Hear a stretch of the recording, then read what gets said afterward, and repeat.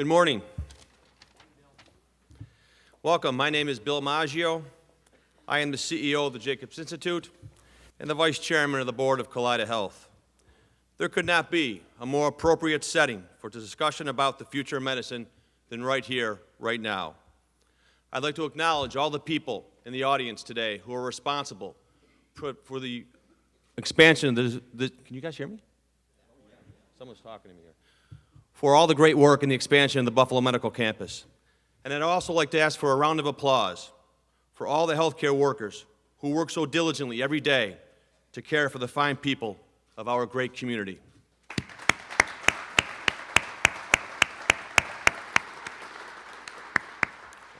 Excuse me. The Jacobs Institute was founded in honor of Dr. Larry Jacobs, the brother of our chairman, Jeremy Jacobs. Not only was Dr. Jacobs a great clinician, he was an amazing innovator. Dr. Jacobs believed in forcing collisions amongst academia, physicians, industry, researchers, investors, and policymakers. The result was innovative discoveries that continue to this day to impact healthcare worldwide. It is no fluke that the Jacobs Institute is sandwiched between the University of Buffalo's great Translational Research Center on the floors above us and Kaleida Health's Gates Vascular Institute on the floors below us. And make no mistake about it, the University of Buffalo and Kaleida Health are critical partners to our success. I am grateful to both President Tripathi and Jody LeMayo for their continued support of our mission. The JI's primary focus is to support the development of next-generation medical devices in the neuro and cardiovascular space through industry, clinical, academia, and regulatory collaborations right here on our medical campus. It is our hope that Buffalo will become the go-to place for medical device innovation, and I'm here to tell you we're well on our way, just the way Dr. Jacobs would have wanted it. So why now? Why here? Why Buffalo? Why produce this book called The Future of Medicine? I ask, why not? When you consider everything that is happening on the campus, whether it's the new medical school, the new children's hospital, Roswell's recent expansions, the Gates Vascular Center, the expanding presence of Catholic Health, the Jacobs Institute, and the diligent work that it is doing to bring industry collaborations to our great community.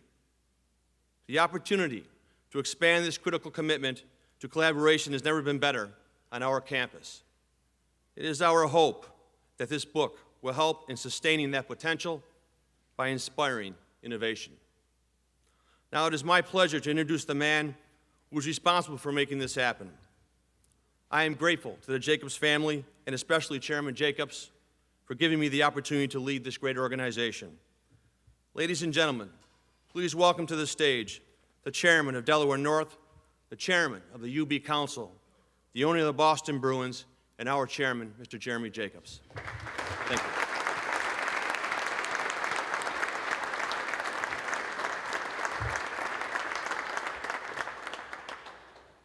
He's hard to follow.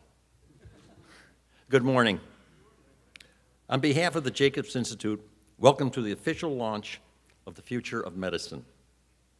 We are excited to share this project with all of you. The Future of Medicine is modeled after the Future of Sports, which Delaware North spearheaded and released over each of the last 2 years. When we shared the first edition of the Future of Sports, we were not sure how our colleagues would receive and respond to such a provocative report. We were gratified to learn that they not only appreciated it, they used it in their long-range planning. We commissioned the Future of Medicine with the hope that it will be similarly received. There are a lot of roles that I have played over the last few decades with respect to medicine in Western New York. Without fail, one issue remains unresolved year after year, and that is the cost of health care. We all know that there is not an industry in the United States that is more pervasive or more perplexing, and there is certainly not an industry that is more important. The Future of Medicine, however, does not attempt to solve these immediate and pressing issues. There are plenty of stakeholders focusing on that. Rather, the purpose of this book is to give some very smart minds the runway to envision where medicine is going 10 to 20 years into the future. We are all motivated to help people live longer and better lives. The future of medicine gives us insight into what is possible and how today's visions becomes tomorrow's reality. It allows us to focus on science and technology without the assumptions of marketplace limitations. Our goal is for the book to spark a lively debate, and we expect that it will leave you with more questions than answers. We hope you enjoyed today's program, and believe me, we really want to know what you have to think in your feedback. Thank you all.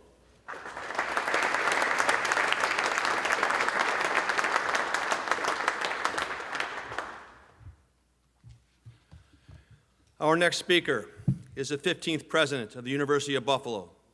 He has served in this capacity since April of 2011. Under his leadership, UB has thrived, receiving its highest rating ever amongst the best public and national universities, landing in the number 41 spot in 2017. Dr. Tripathi also fulfilled his commitment to increase student enrollment, with UB welcoming its largest class in history this year. Please welcome to the stage President Satish Tripathi.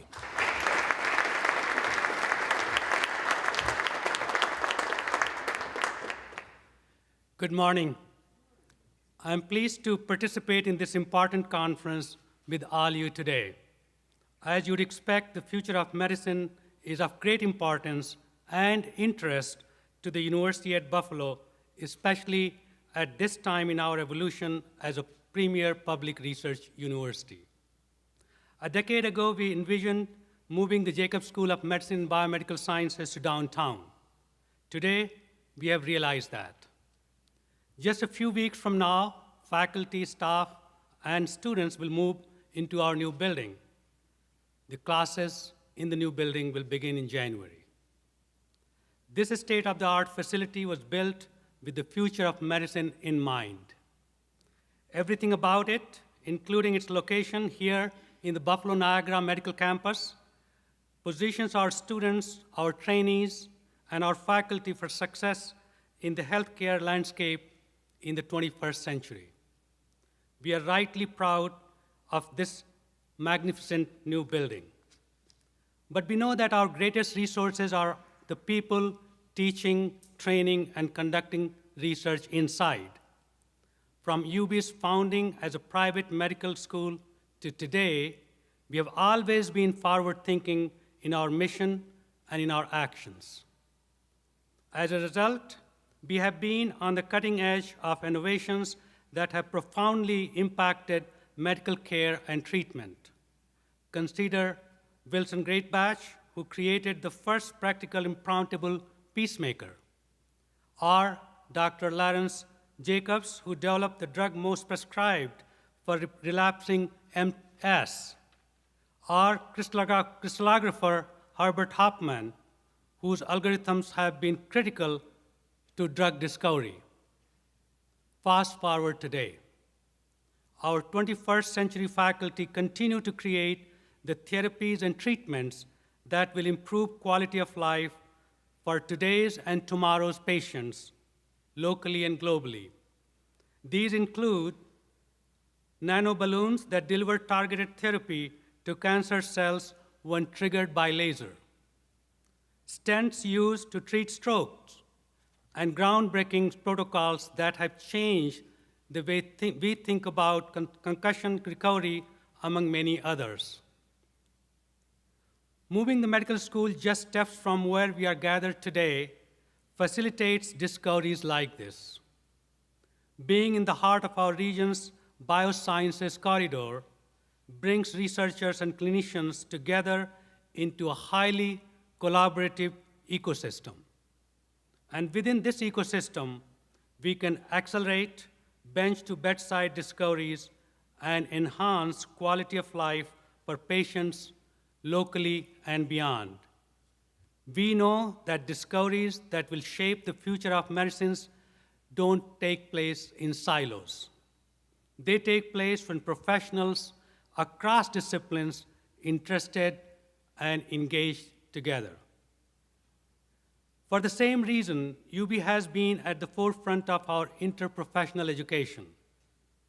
Considered the wave of patients' care for the future, interprofessional education enables UB's future healthcare professionals collaborate across disciplines to ensure the best patient care possible. Enhancing quality of life for our communities has always been the core aspects of UB's mission. And we know that the impact of this progress will impact people far into the future. The students we educate and the discoveries and treatments generated here will save lives and improve the quality of life for people around the world. Together, we are helping shape the future of medicine. And because of this dedication, I believe the future of medicine in Buffalo and beyond is bright indeed. I look forward to a productive conference with you and to hearing about our local and from our guest speakers. Thank you.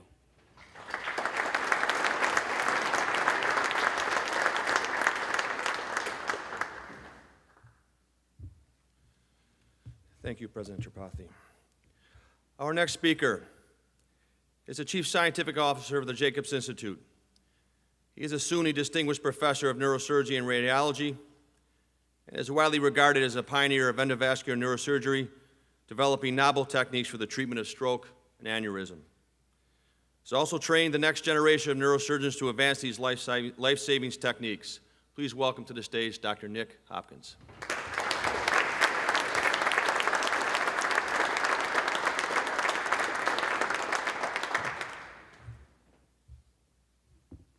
Morning. So I got no prepared remarks, but I got something really from the heart. You know, as I was growing up, my dad used to always say to me, the one thing you got to do, you always got to leave the campsite a little better than what you found it. And in fact, he did that. There are many things in this community most people don't know about that he did. This opportunity to do something special for Western New York is all by the largesse of Jeremy Jacobs. I've known Jerry for, 55 years, and it's always been fun. And I think we all just can't begin to overestimate how much Mr. Jacobs has done for Western New York, and especially for the world of the university and the world of medicine. It's just been staggering. I would encourage all of you to take another quick read of Jerry's letter in the beginning, because it really says it all. And then let me just say a few words about my friend and colleague, Larry. So when I first started practice in Buffalo, New York in 1975, Larry had just returned from New York City, where he trained with Morris Bender at Mount Sinai in vascular neurosurgery. And in the beginning, he was very focused on vascular disease. And we did a lot of cool stuff together. Larry, by complete serendipity, ran into some scientists at Roswell Park. And what happened, they started doing something I didn't even know what to call it. Flow cytometry. Didn't mean a thing to me. But what they discovered is some proteins that had an impact on something that Larry originally wasn't so interested in, multiple sclerosis. And then Larry's office was right across from mine at the old Millard Fillmore Hospital. And I watched Larry write by hand NIH grants over and over again, hundreds of pages. Pam, you remember? Written by hand. And he was rejected and rejected, and he never gave up. And finally, he got it accepted. Everybody thought he was nuts, including me. And guess what? Beta interferon became the treatment of choice for multiple sclerosis worldwide. And in addition, it became the foundation of a little company called Biogen that's now a monster in Boston. And the tragedy is that Biogen isn't here. So amazing serendipity, how important it is, and how much we need to embrace serendipity and the opportunities that it brings to us. And the other thing is, of course, perseverance. Larry's perseverance was a model for everybody. And if you look upstairs in the Translational Research Center, you'll see the Daruma dolls. As we did projects with Toshiba, they presented us with the Daruma doll, which is a sign of perseverance in Japan. When you have you remember the old Shmoo doll, when you knock it over, it comes right back up, it's filled with air, it's got sand in the bottom. And that's the symbolism of the Daruma doll. Knock me down 7 times and I'll get up 8 times, and that's just what Larry did. So his perseverance was an inspiration to me. And then when Larry died, it was in 2001, I believe it was. It was, I think, a tragedy for this community. He had become a luminary all over the world in multiple sclerosis. Far from his original interest in vascular disease, but certainly one of the most important things that's ever happened in medicine. So in 2005, I got a call from, I think it might have been Luke Jacobs, and he said, hey, could we have a bite to eat some night? And I think Luke and Matt and maybe Billy Gresser and I had dinner at Cherry Hill, and over a hamburger, we talked about Larry's legacy. And, what could we do to ensure that legacy? And it was all spearheaded, of course, by this guy over here. And then we went down and we met with Jerry in his boardroom. And that was kind of an interesting meeting because we sat there, and originally we talked about a neuroscience institute. And then I'm thinking back, Larry's original training was vascular. And what's killing and crippling everybody in our community? Well, it's vascular disease. It's heart attacks and strokes. That's what our community is really suffering from, more than anything else, even though MS is prominent here. And I remember, Jerry, you probably don't remember this. That first meeting, after about half an hour of my babbling about vascular disease, Jerry got up and said, sounds interesting, I'll see you around, and he walked out. And over the next 2 years, Billy and Matt and Luke and I and others worked through several consultants, because Jerry doesn't do anything without good, solid advice. And I remember that the breakthrough was with a group from Chicago. You remember the Tiber group? And the Tiber group finally said, Jesus, what you guys are doing, it's really different, but it sounds interesting.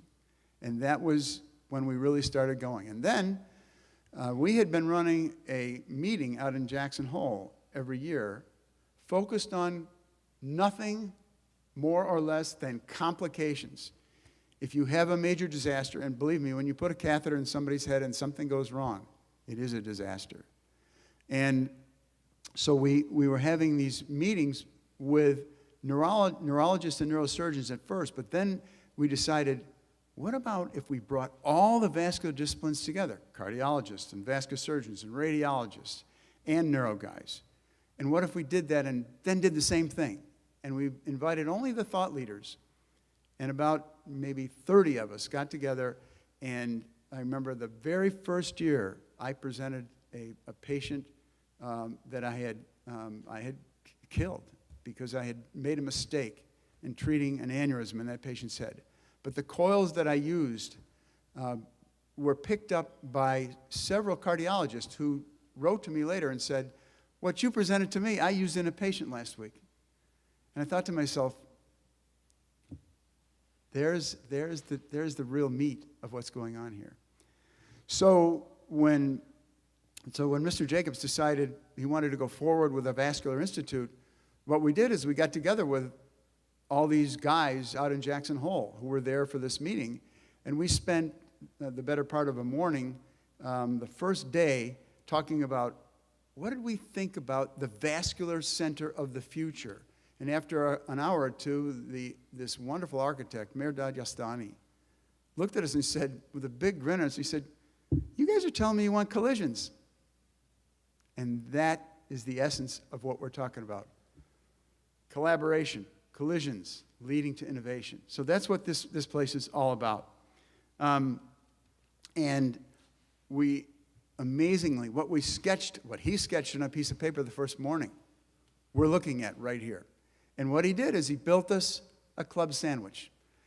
We told him we wanted the key partners of the Jacobs Institute were Kaleida Health and the university. And the end product of bringing everybody together in the Jacobs Institute should be innovation. So he said, I'm going to build you guys a club sandwich. We're going to put the research center on the top. That's the UB Clinical and Translational Research Center. And we're going to put the Vascular Center on the bottom. That's the Clinical Vascular Center that you see below us. And we're going to put the Jacobs Institute Innovation Center right smack in the middle. And so if you look at the outside of the building and you see that big ribbon on the outside, you're looking at a club sandwich. So that's where we are today. I don't know how many people are aware of that. So I'll say one more word, and then I want to ask Adnan Siddiqui to come up. We realized in the beginning, as I look at this Future of Medicine report, I think, when I first heard about it, I thought, why do we want to do this? But I'll tell you one thing. Jerry seems to see things that other people don't, and he sees them way ahead. And he realized that what he'd done in sports was very applicable to medicine because he had a bunch of real smart young guys from California to work on this project. So the idea that I never would have thought of came from Jerry. And I'm really excited to think that this institute that we're sitting in right now may be part of the bridge to the future that you guys have been writing about. We are very hopeful that the future is collaboration, is bringing all the disciplines together. This is the only building in the country where all these vascular disciplines literally work together all day, every day. And I'll say one more thing about collaboration, serendipity. I could have titled this A Cup. So over a cup of coffee, Larry Jacobs got hooked up with a bunch of scientists and invented beta interferon. Over a cup of coffee, there are more synergies going on one level below us than you can shake a stick at, and I'll just share one with you. When somebody has a bad heart and they're not in very good shape clinically, there's a new kid on the block, and that's called transcatheter aortic valve replacement. So you put a catheter in down here, and you bring a new valve up through a catheter, through a minimally invasive approach, put it right inside the old diseased one, and then you expand it, push the old one aside, and the new one starts beating instantaneously, and you're done. But if you have no vascular access from down below, years ago, just a few years ago, you had to open the chest. Much bigger operation, much more problem for the patient. And over a cup of coffee, Adnan Siddiqui and Vijay Iyer were just talking about, Vijay was complaining that he was going to have to open the chest that afternoon on this patient. And Adnan said, well, we're working in the carotid arteries all the time. It's kind of a straight shot from the carotid down to the heart. Why don't we try that? It took 14 minutes to put that valve in. And that has spawned a whole generation of minimally invasive approaches from up above to replace diseased aortic valves. There are many, many others, but I think you get the idea. It's serendipity. It's a cup of coffee. It's willingness to collaborate. And amazingly, you put people together, and they do. They collaborate. It's a really cool thing. One other thing to mention is that way back when, I don't know if you remember this, Jerry, you said to me, what should I do with the money I'm going to give? I said, key thing is to recruit superstars to this community. And let me tell you, the superstars that we have been able to recruit to this community with Jerry's help have been extraordinary. And they include my chairman, Elad Levy, several other really important scientists. It has been extraordinary. And the only other thing I want to say about Jerry, when we started working on this project, we had multiple partners, right? UB, Kaleida Health, main ones, New York State, the feds, the community, the physicians, the people, the community leaders. And I remember how many meetings, Bill Gresser, did you and I have with how many people where they said, no, can't happen? And every time somebody said no to us, we went to Jerry, and the barrier went like this. Jerry, thank you. Let me introduce the future of the Jacobs Institute, and one of the most exciting human beings that I've ever been around, one of the most wonderful people, innovative, creative, indefatigable, Adnan Siddiqui. Adnan is the medical director, but he is the future of this community and of the Jacobs Institute and of everything in this building. Adnan?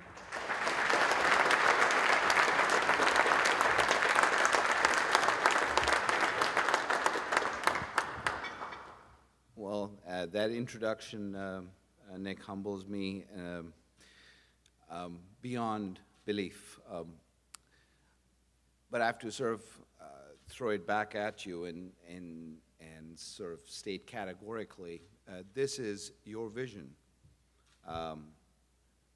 in bricks and mortar now. And we all sit today to sort of celebrate the vision you had or that really fortunate hamburger at Cherry Hill. So thank you, Nick, and thank you, Jerry. I think this celebration today is really about commingling two things.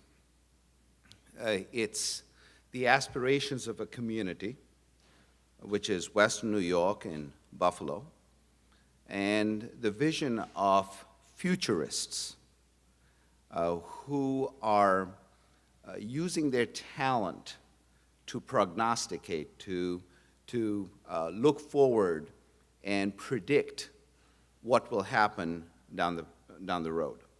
And I think this is a unique opportunity for Buffalo to step into that role, use the work that you have done, which I really strongly recommend to everybody. It looks beautiful, but it's actually very readable. It is in language that we can all understand regardless of our background and regardless of our clinical or scientific expertise, and picks up on terms and technologies that we might even have heard of in many cases, in passing in the newspapers or on TV, and starts looking forward in terms of how would things play out, not tomorrow or 2 years from now, but 10 years from now, 20 years from now, 30 years from now. And what that can do is leapfrog a community like ours into the central premier position going forward in the future. I think we have a lot going for us in this community. It makes it really wonderful to think that we're sitting here. This is Buffalo. We have this incredible space. Next week, we are going to open this incredible children's hospital. Next month, we are going to walk into this incredible School of Medicine. And this is all Western New York. Who would have thought about this 10 years ago?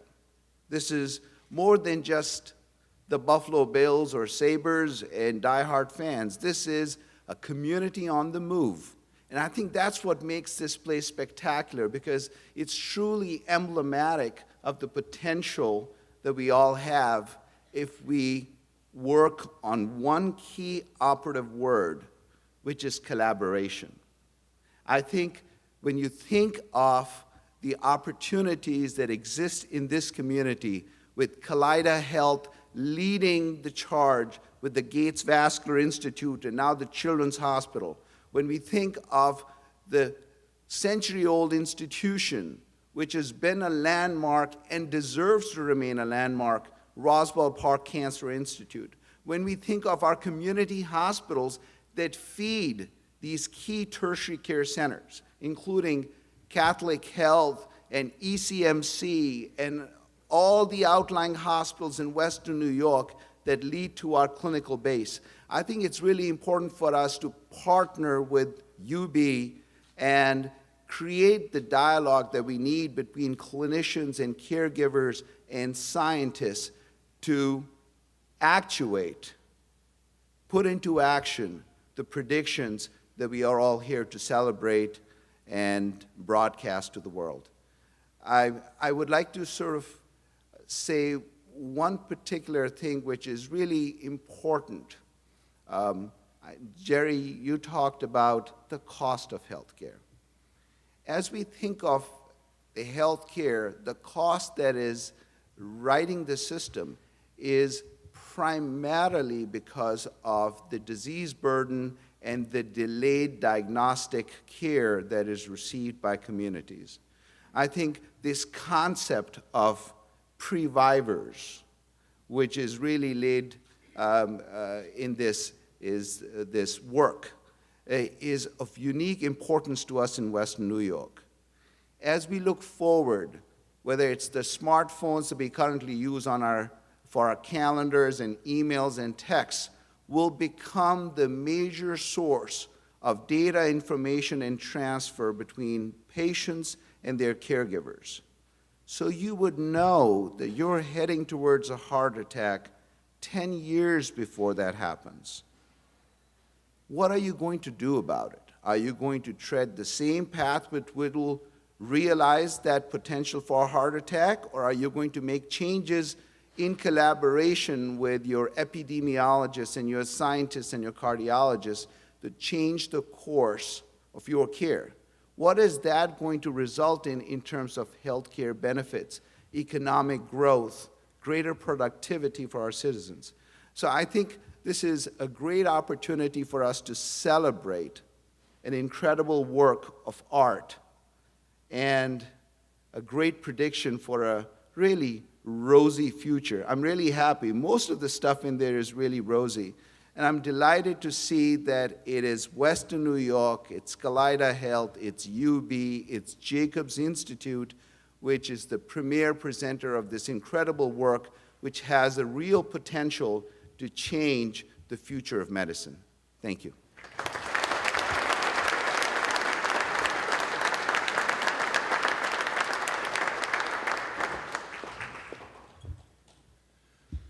Well said. Thank you, Dr. Hopkins and Dr. Siddiqui.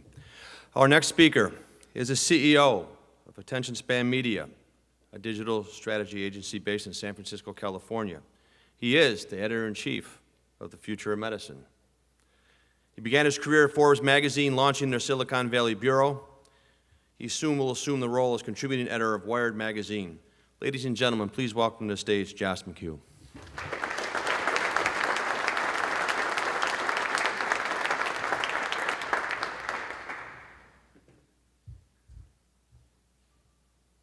Just a note to my colleagues at Attention Span, I'm not going anywhere. But yes, my background is in journalism. I was 7 years at Forbes and 8 more at Wired. And during that time, I was able to sort of get a feel for who the best technology and science journalists were. Fast forward to a few years ago, and had this amazing opportunity, thanks to Mr. Jacobs, to pull together a team to write about the future of sports. So basically, think of the movie Ocean's 11, where you have very specific tasks that need to be done, people who are absolute top of their field in each one of those areas, and you go out and you hope you can get them all together. We were incredibly lucky. We got a fantastic team together and had a great experience with the first 2 editions of Future of Sports. A year ago, almost to the day, we had wrapped up the second Future of Sports, and I got an email on behalf of Mr. Jacobs saying, start thinking about what you could do around medicine along the lines of what you did for sports. And it was a bit of a daunting email. It's a very, very different field.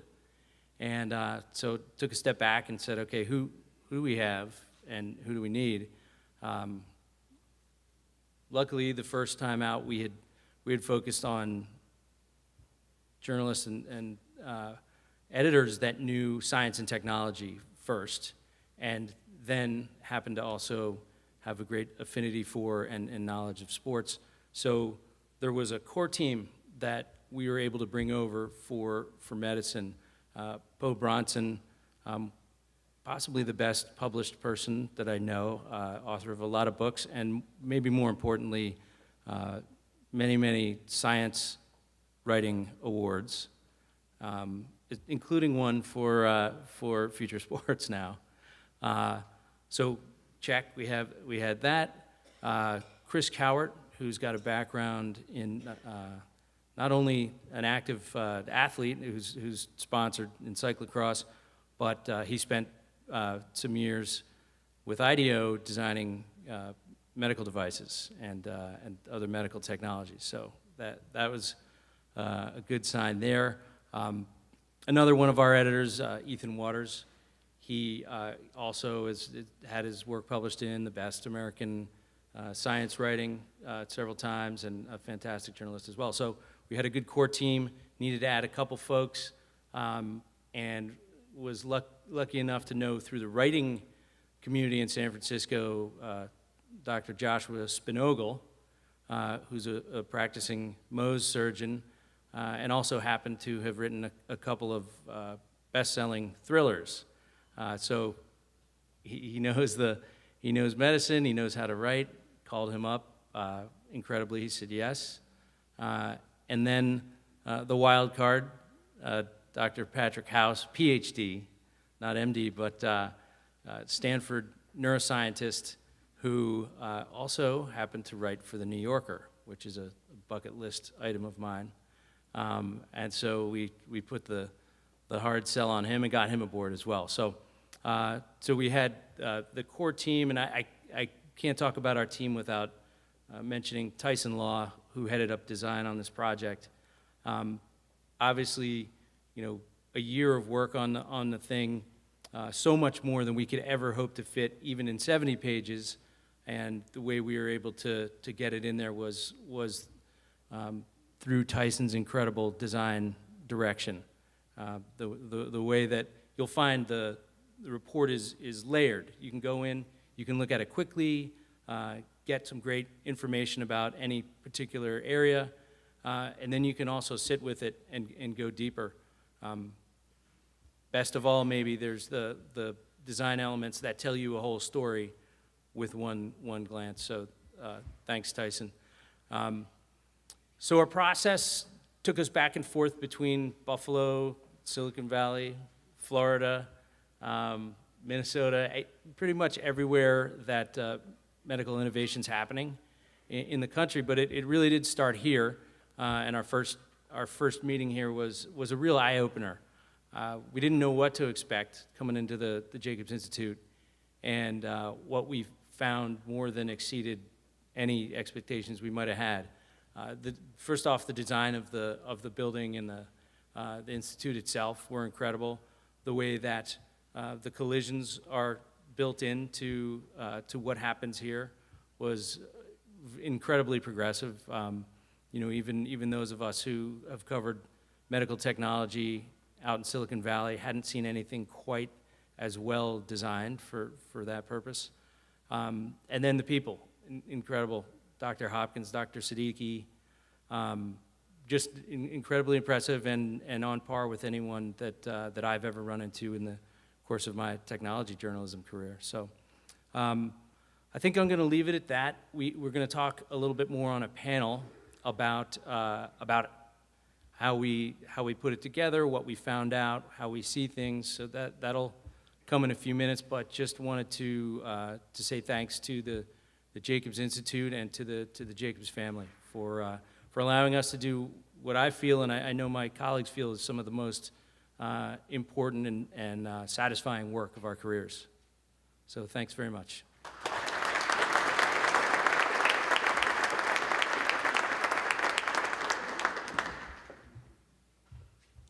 All right, moving right along here. Our next speaker is a sought-after personal physician of the PGA and the LPGA Tours. He's the chief medical analyst for NBC Sports. He is also a practicing ER physician and chief wellness officer at the Florida Emergency Physicians Center. He is the assistant professor of clinical medicine at the University of Central Florida, and the newly appointed, I just heard this, newly appointed physician for the Ryder Cup team. Please welcome to the stage Dr. Arya Supaya.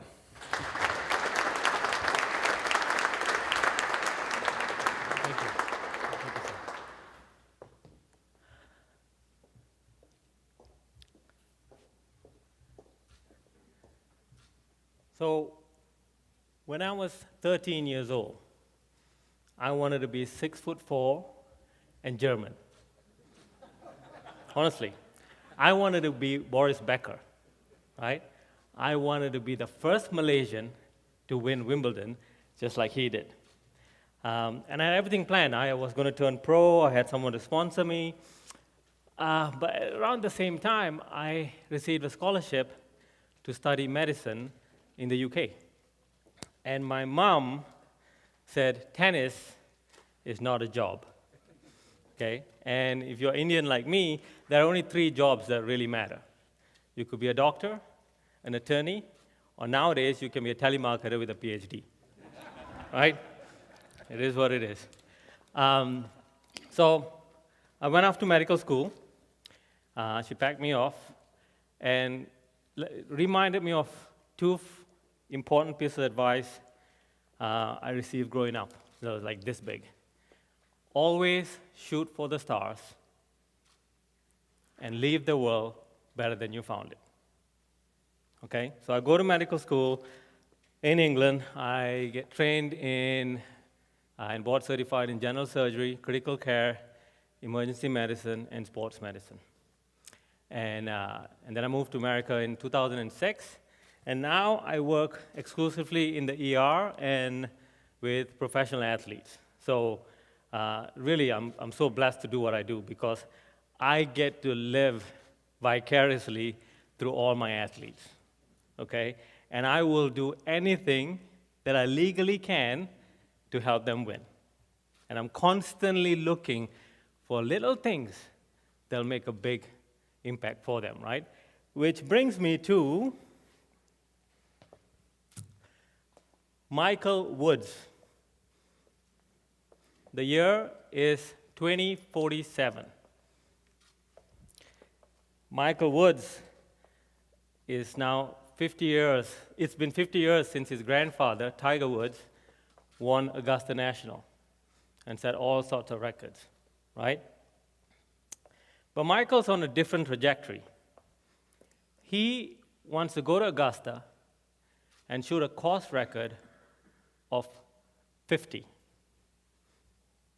That's insane, okay? That means he has to eagle for those of you who follow golf, he has to eagle every par 5 and birdie every hole in Augusta National. Unheard of. But he came close. He came close 2 years prior to that, and he shot 53. So for the last year, he's been training in here. As part of his team, we call this the V. This is the Augmented Reality Velodrome, okay? Thousands of hours of training in here through microcycles and macrocycles, all put together and supervised by his team who are all over the world, right across the globe. But we are there for every training session from thousands of miles away. In this velodrome, forced drafts, gusts of winds, swirling winds, temperature, humidity, rain, all of that is simulated, together with variable crowd energetics, all to mimic what goes on the first tee, Amen corner, 16th green, and 18th green in Augusta National. We don't want there to be any surprises this year. He has to get this done. And while he's training there, he's got this specialized suit that he's wearing. This is a transparent, skin-tight, high-flow biometric suit. It has 54,000 sensors on it. Each one of these sensors is sending us feedback on joint position sense, kinematic sequences, okay? All to see how efficiently he's moving, how efficiently he's striking a golf ball, and whether he's recruiting the right muscles, right? It also is measuring skin impedance, skin temperature, sweat volume, sweat content, to give us an idea of what his autonomic nervous system is doing, right? Also, that suit measures his muscle volume, his muscle pH, the amount of glycogen in his muscle, his cardiac output, his heart rate variability, to assess and tell us as a team whether his training is overtraining or is right at max and not stepping beyond it, right? He's also wearing this customized shoes. They're 5 grams, and they have a special Pogotonic insert which transfers ground forces 22% better than what we have right now. And that means he can keep his legs exactly the way they are without getting hurt. They have also got spikes on the shoes, right? These spikes have micro sensors on them which pick up ground force reactions and modify how the shoe works to reduce injuries during impact. There is also a thermal scanning sleeve. We stole that from the US Army.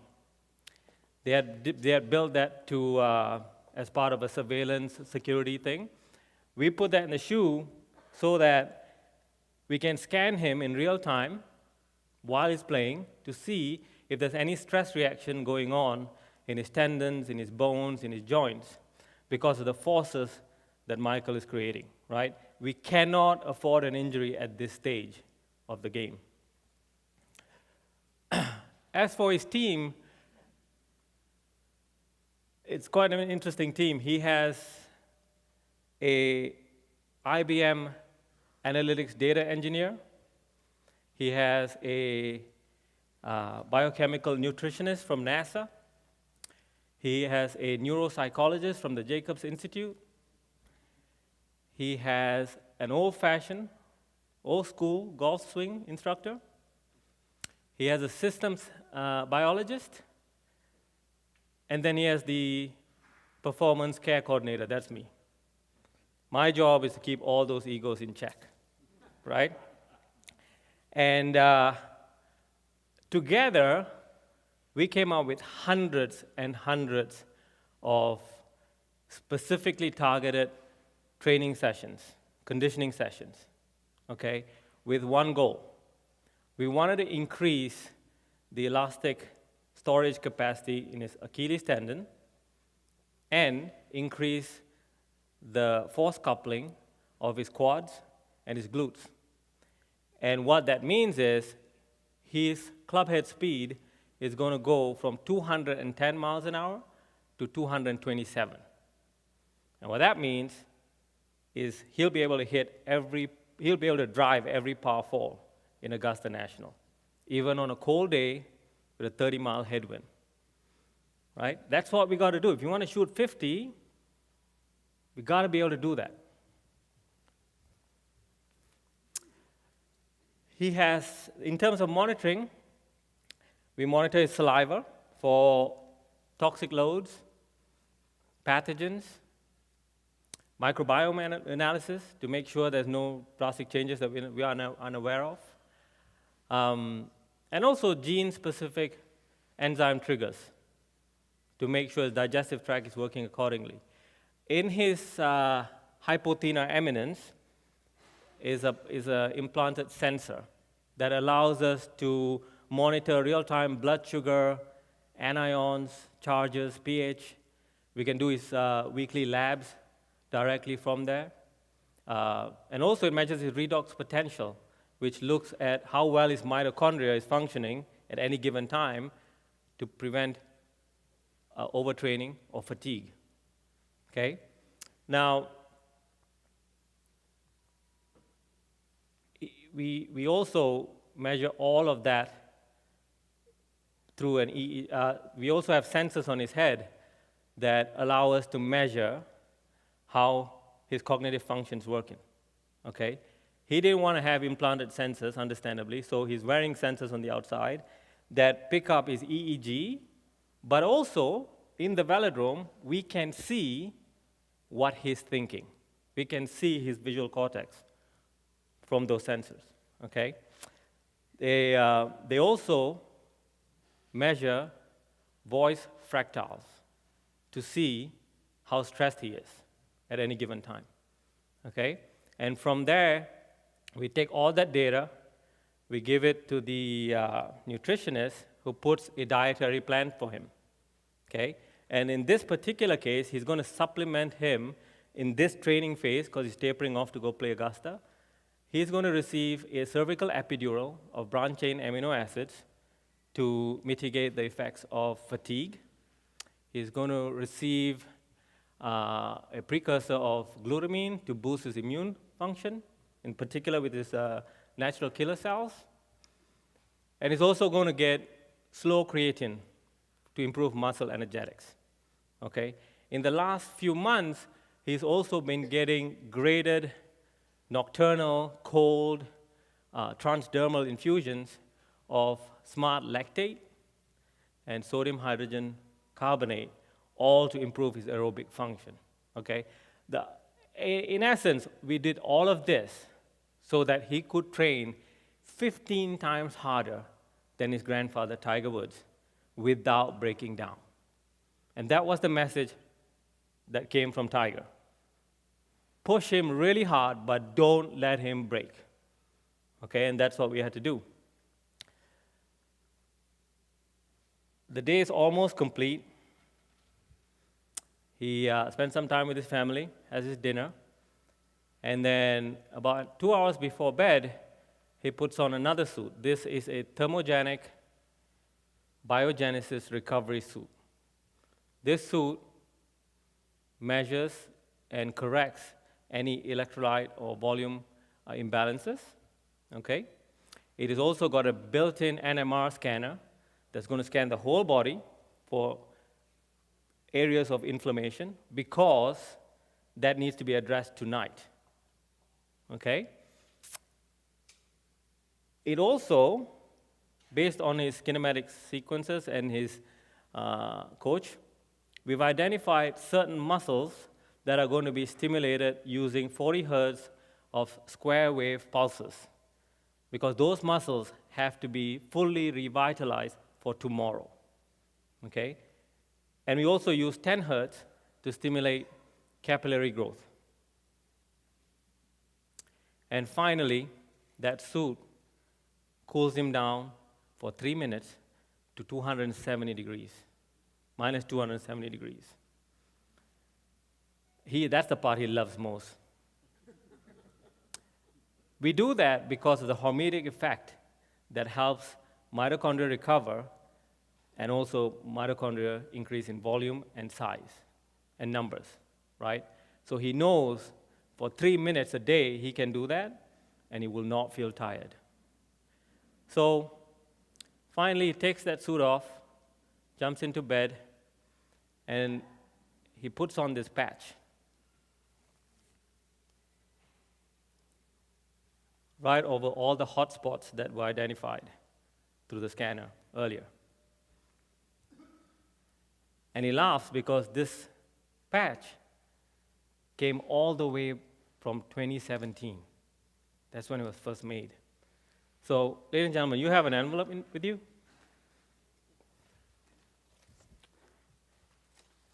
Pull this out for me, will you?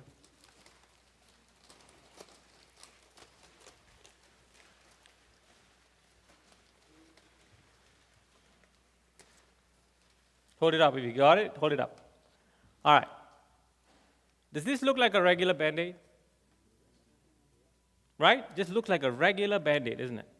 Okay, so now all the other stuff that I told you I completely made up. None of that exists apart from my head. Okay? And one day I'm going to make it come true. Hopefully starting here. But this is real. See this Band-Aid? Well, this material was created by NASA. Okay? This Band-Aid has 263 compounds on it. What they did was, it turns out that every compound, whether it's penicillin, aspirin, turmeric, garlic, fish oil, has a unique charge. That's its fingerprint, okay? And what they did was, they got those charge and transposed that on this patch, which is then put on, in this particular patch, any areas that have inflammation or pain, and act as a pain relief with 0 side effects, and you will not fail a drug test, ever. Okay?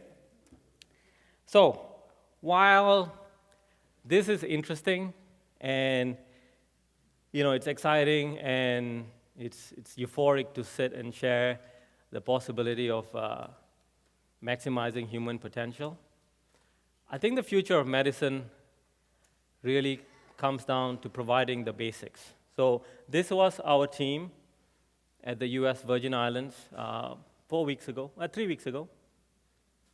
We saw over 700 patients in 5 days. There were so many diabetics who did not have insulin that worked because the fridges weren't powered anymore, so they couldn't store the insulin, right? What happens if you can put insulin on this patch? And this patch also measures your blood sugar and automatically adjusts the amount of insulin that you need that's already been programmed in here uniquely for you, right? What if vaccinations could be given through this? Think about the logistics of vaccinating someone. You got to create the vaccine, you got to put it in an ampule, store it, ship it. The person who's administering the vaccine has to be gloved up. They got to draw it up, syringes, needles, then you got to discard all of those things. What if one day a vaccine just requires this? That, I think, is where the future of medicine is heading. And yeah, it's far-fetched, but if we are going to change this world and leave it a better place than we found it, then we have to shoot for the stars. And I thank the Jacobs Institute for starting that endeavor.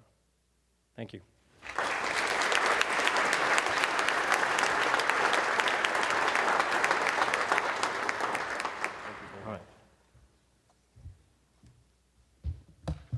I was waiting for you to say what ball that guy was going to play.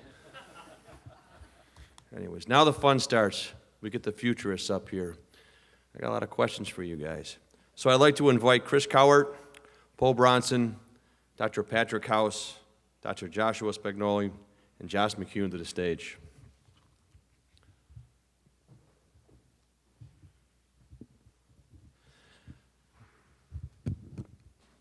Okay, you guys ready? Yep. All right, so you're futurists, so you probably already know my first question, so who wants to answer it?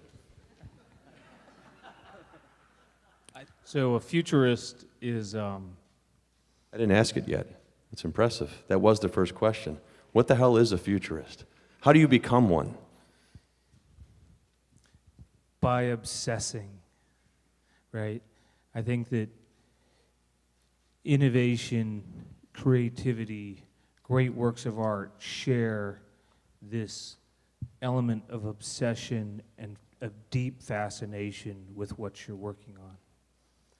And so, as a science journalist for the last 20 years, working in the realm of the future rather than the realm of the present means I have to, deep in the middle of the night, not just say, oh, there's artificial intelligence, oh, there's machine learning, but study all of the different algorithm structures inside machine learning to understand which ones are being used in which different situations. In the same way, to go and make a grand statement about the future, that's not very hard for anybody to do. You can sit in a bar and make that kind of statement, but to do it professionally and to actually guide not just organizations, but society towards, in a world where we're having a cultural war between people who don't want change and people who do want change, how people feel about that future and how much it comforts them versus scares them. It's very meaningful to be able to say, you know, be more precise about the future, right? In the Purvivor condition, it's one thing to say, we all need to exercise more and eat better or we're going to have a heart attack. It's another thing to say, as our doctors were talking about earlier, you know, in 12 years, you have an 83% likelihood of having these levels of attacks and disorders and diseases. And so it means obsessing. It's working extremely hard to try to come out with reliable and at least arguable scenarios that have some precision to them. Chris? I think Dr. Sapaya is actually, we should just add futurist to his long list of credentials, because I think that was the perfect way of helping, as I would say, as a futurist, and I think that's probably my kid's favorite title, other than dad, for me, which is being able to help stretch our thinking. And I think that's the role of provoking a vision of the future and creating a goal out there that says we're going to shoot 50 at Augusta. I think I'm a very, you know, certainly as an athlete, a goal-oriented person. If you don't put it out there, you definitely cannot even, you know, create the roadmap to get there. And I think hopefully one of our doctor friends can explain the kind of the biological part of this, but evolutionary, we are linear thinkers. That is the bummer about being humans. But we are linear thinkers, and we actually have to train ourselves and have a constant curiosity and obsession, but I would say curiosity for thinking, you know, thinking in an exponential way. There are many, many things that we see right now that are happening around us that are kind of in their deceptive phase. Bitcoin, unless you bought it at a quarter, or, you know, flying cars, which I got a pitch on last week in Silicon Valley. Like, where is my flying car? And those kind of things are in their deceptive phase because we are thinking, we see the tiger in the tundra, we see, you know, trying to get to a certain point. We are biologically linear thinkers, and we have to train ourselves to be able to look past that and using techniques and of future forecasting in order to, like, make predictable, arguable futurist visions. Joshua, your perspective would be helpful too. Yeah, I come to this from a slightly different background as a fiction writer and as a physician. And for me, you know, fiction I think is a good, and this is just for me personally, but is a good starting point because then you allow your imagination to just run wild. And then there's the filling in, kind of building the foundation. So, you know, getting to the flying cars. Yeah, flying cars are great. We've seen them in fiction and movies for a long time. But then what are the antecedents, and what can we actually justify to say that flying cars are going to be here in 10 years? What can we say that justifies that AI is going to fundamentally transform medicine? So at least my approach to prediction and to forecasting is, first of all, to throw it all against the wall. Just let my imagination run wild, and then see what sticks, and build a case for what sticks from there. Anything else, guys? Yeah, I think there's aspects of perspective, scale, and a recognition of your own kind of biases. That's kind of important methodologies for futurists or anyone trying to predict the future. So for example, I come from a neuroscience background, and one of the questions that I think all neuroscientists should ask and confront is, you know, if we were to plot a data point of where neuroscience is relative to, say, the history of other disciplines, the history of physics or math, for example, like what year would you put us in? And like I personally found it helpful to realize that I think we're in the Babylonian era of neuroscience. And that is just, it's a small little thought experiment, but it's also, it puts us at scale. And we have, I feel like most people will believe within themselves that we know we have biases about how we remember things in the past, and we know we have biases about how we perceive things in the present, but it doesn't really feel like we have biases about how we predict the future. But I imagine also that many of those same biases that we have for remembering the past and experiencing the present also are there when we try to forecast the future. So I think being a futurist kind of is a skill set, which it is. We're not just guessing. We do have to like confront and define these biases and try to kind of like outdo them. Josh.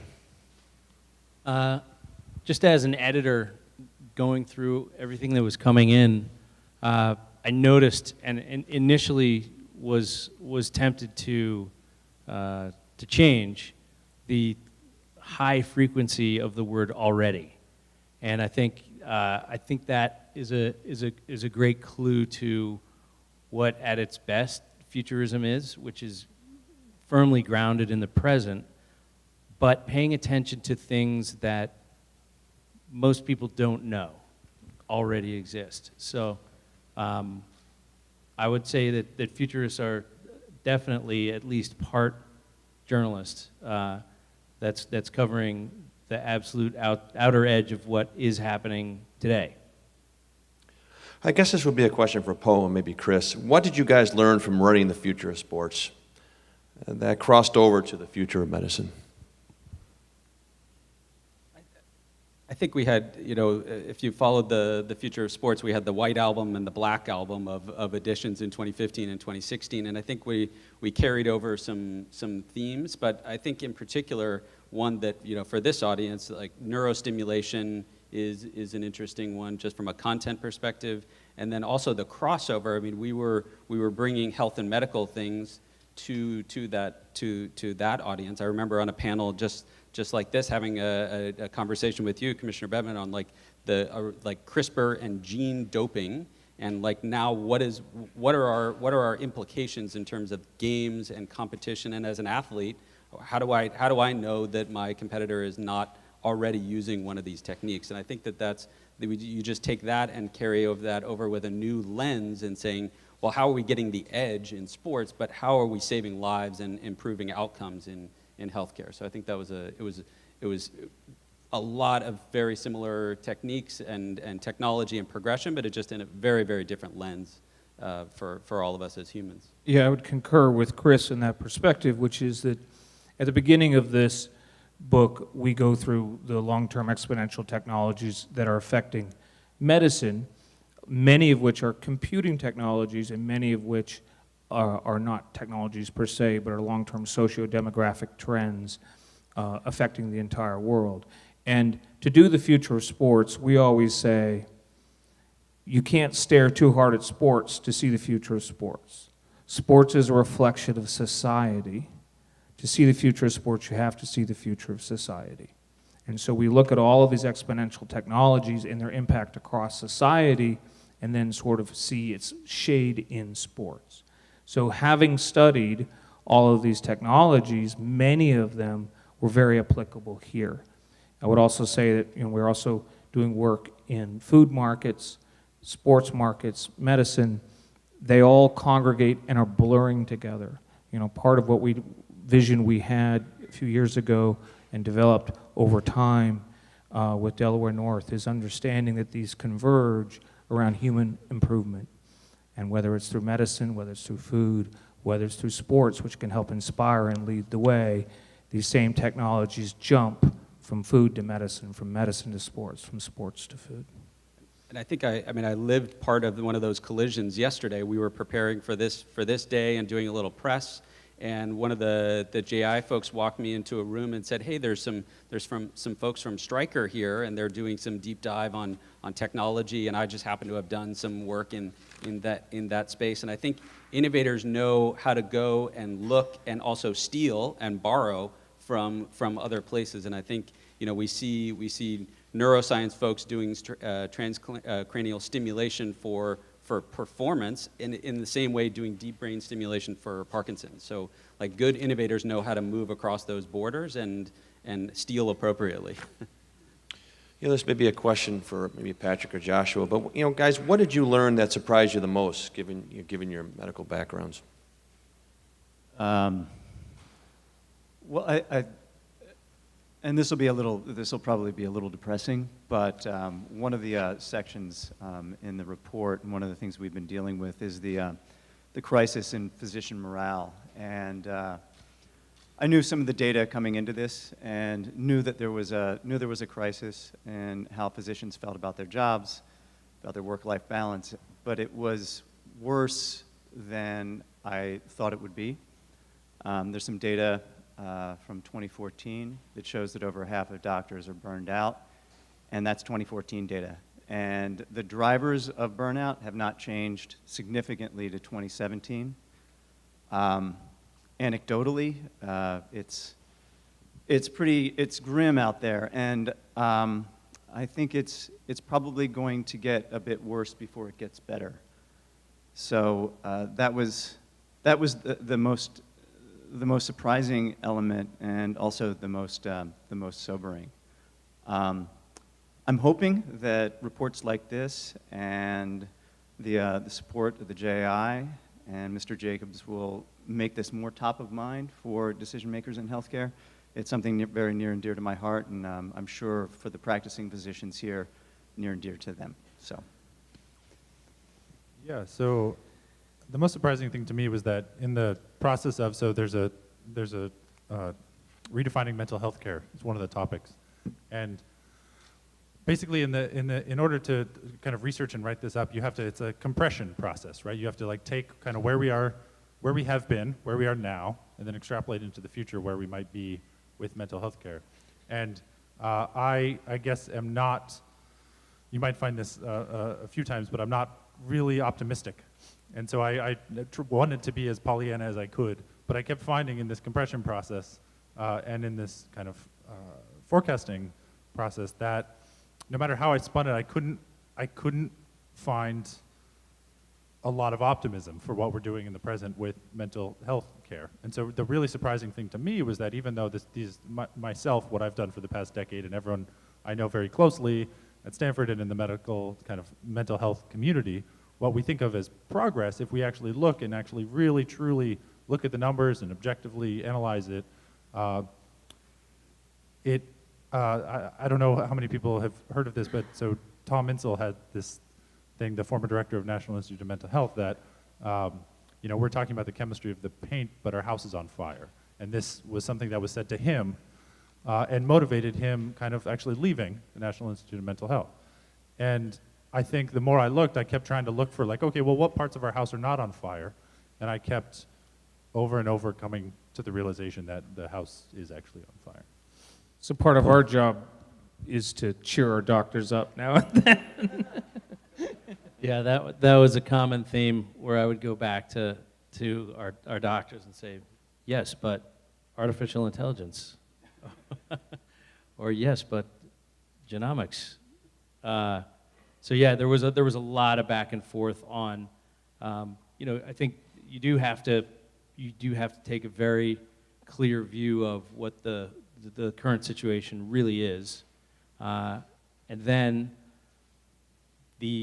one of the sort of uplifting parts about what we've done is to say, okay, things are trending in a certain direction. Let's look at the possible solutions, and let's look at the technologies that are the most promising today, even though it's not like there's going to be a panacea tomorrow. But let's look at the paths that would lead us to a more positive reality. So that's in there too. Those are great comments. So maybe Patrick, again for you, which predictions are you most concerned about and find most unsettling? And you guys can all address this, obviously. We'd be interested in your perspectives.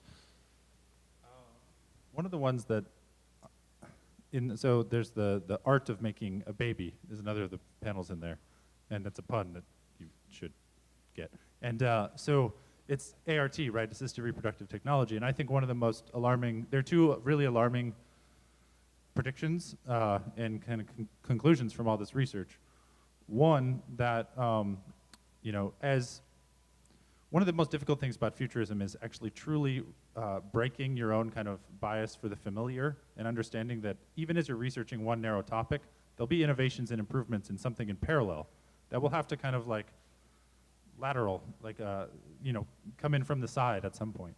And so there's all this work in stem cell technology that's happening right now. It's infinite ceiling it seems to be unbounded in its potential. And then you think about just like, well, what is the future of birth in this country? And it's actually quite interesting to imagine a world in which you can take your stem cells, you can take kind of adult cells, revert them back, and actually make gametes out of them, make sperm and eggs. Out of anyone here, no matter what, you can kind of turn back the clock and make reproductive cells. And potentially, this just has so many possible downstream impacts on society, culture. There's legal implications, there's ethical implications. But one of the most striking conclusions that kind of terrified me was that it's quite possible that if stem cell derived reproduction becomes safer, more normal, cheaper, that means that something like sterilization at a young age would actually be quite viable. That if you have full control over the reproductive timeline, you might actually want very effective birth control very early. And so that was one of the conclusions that I think really surprised me. And I would, Josh. I think getting back to something that Chris said is, there is a linearity in our thinking. And one of the sections deals with pandemics and infectious diseases. And if we get into the trap of thinking too linearly about that, then we're going to suffer the consequences. And what I mean by that is that there's going to be a black swan event that we just don't see. We don't know when it's coming. All of the epidemiologists and infectious disease docs that we've talked to are worried about some emerging infectious disease, some flu that tweaks and becomes a pandemic level. So I think what frightens me most about that is that we know this is going to come, but there's not going to be the political will to address it until it comes in terms of vaccine generation, the vaccine pipeline manufacturing. So I'm concerned that we're going to get smacked with some unforeseen event that isn't really even that unforeseen. It just hasn't happened, and nobody can point to something specific before we get the political will to do something about resistant bacteria or new viruses. What can politics do? I mean, what would you expect them to do now? Well, Poe can talk more to the FDA and to the manufacture of new antibiotics, for example. But politics can certainly do a couple things. One, better surveillance. Two, work with other countries. We don't want to pull inward in terms of our surveillance of infectious diseases. A disease that comes out of sub-Saharan Africa is not a sub-Saharan African problem. There are new flu strains that people are concerned about coming out of Asia. That's not just an Asian problem. We can't just punt to the Chinese and hope that they surveil and deal with with these emerging diseases. So there's a cooperation aspect, a multinational aspect.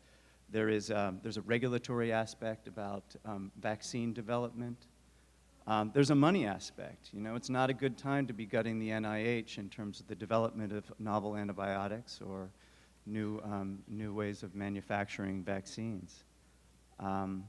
Infectious diseases aren't sexy. They don't make as much money. So even changing the structure of how drug companies pursue R&D and are reimbursed for antibiotics. It's much better to make a knockoff Viagra, another ED drug, than it is to spend all the hundreds of millions of dollars to make a new antibiotic. That's great. Chris, any comments? Unsettling? Actually, I'll twist that. I think the most unsettling part is that if we read this and don't move into action. So I'm actually quite hopeful about unsettling visions aside. I think I'm actually with all of this technology, I'm an eternal optimist. But I see the amount of focus and attention and will to actually create some of these changes. So I would be more unsettled if we didn't actually lean forward into some of these. Yeah, that we're here is a good start. That we're all here. Josh, please. Yeah, I found a lot of it unsettling, but my biggest surprise, I think it might have been what was in there about the FDA, because you know, being in the technology business, talking to people who are biotech venture capitalists, what you hear again and again is the FDA, darn that FDA, they killed this amazing drug. But what's in the report about the FDA was surprisingly, you know, the answer was not, oh, the FDA's got to go away or be replaced. It's that they're actually turning a corner and that the future looks bright. And Poe, I know you did a lot of work on that. I'd love to hear, you know, how you got to that conclusion. Well, I think part of that backdrop is what it was like to do this work over the last year. We would be in healthcare organizations and institutions, and people would say, it has to change, it has to change. I know the future will be different. I can't imagine how it's ever going to change. And it would feel like change is going to be super slow. And then we would go to either the research labs or the startups based on their research, and we would see hundreds of million dollars, in some cases billions of dollars of funding going into startups in some spaces. And to live in those spaces, you saw enormous excitement that the world was going to change super rapidly. And in just a few years, everything was going to be different. And so as we would travel back and forth around the country, we were getting these sort of two different perspectives of time and scale of change.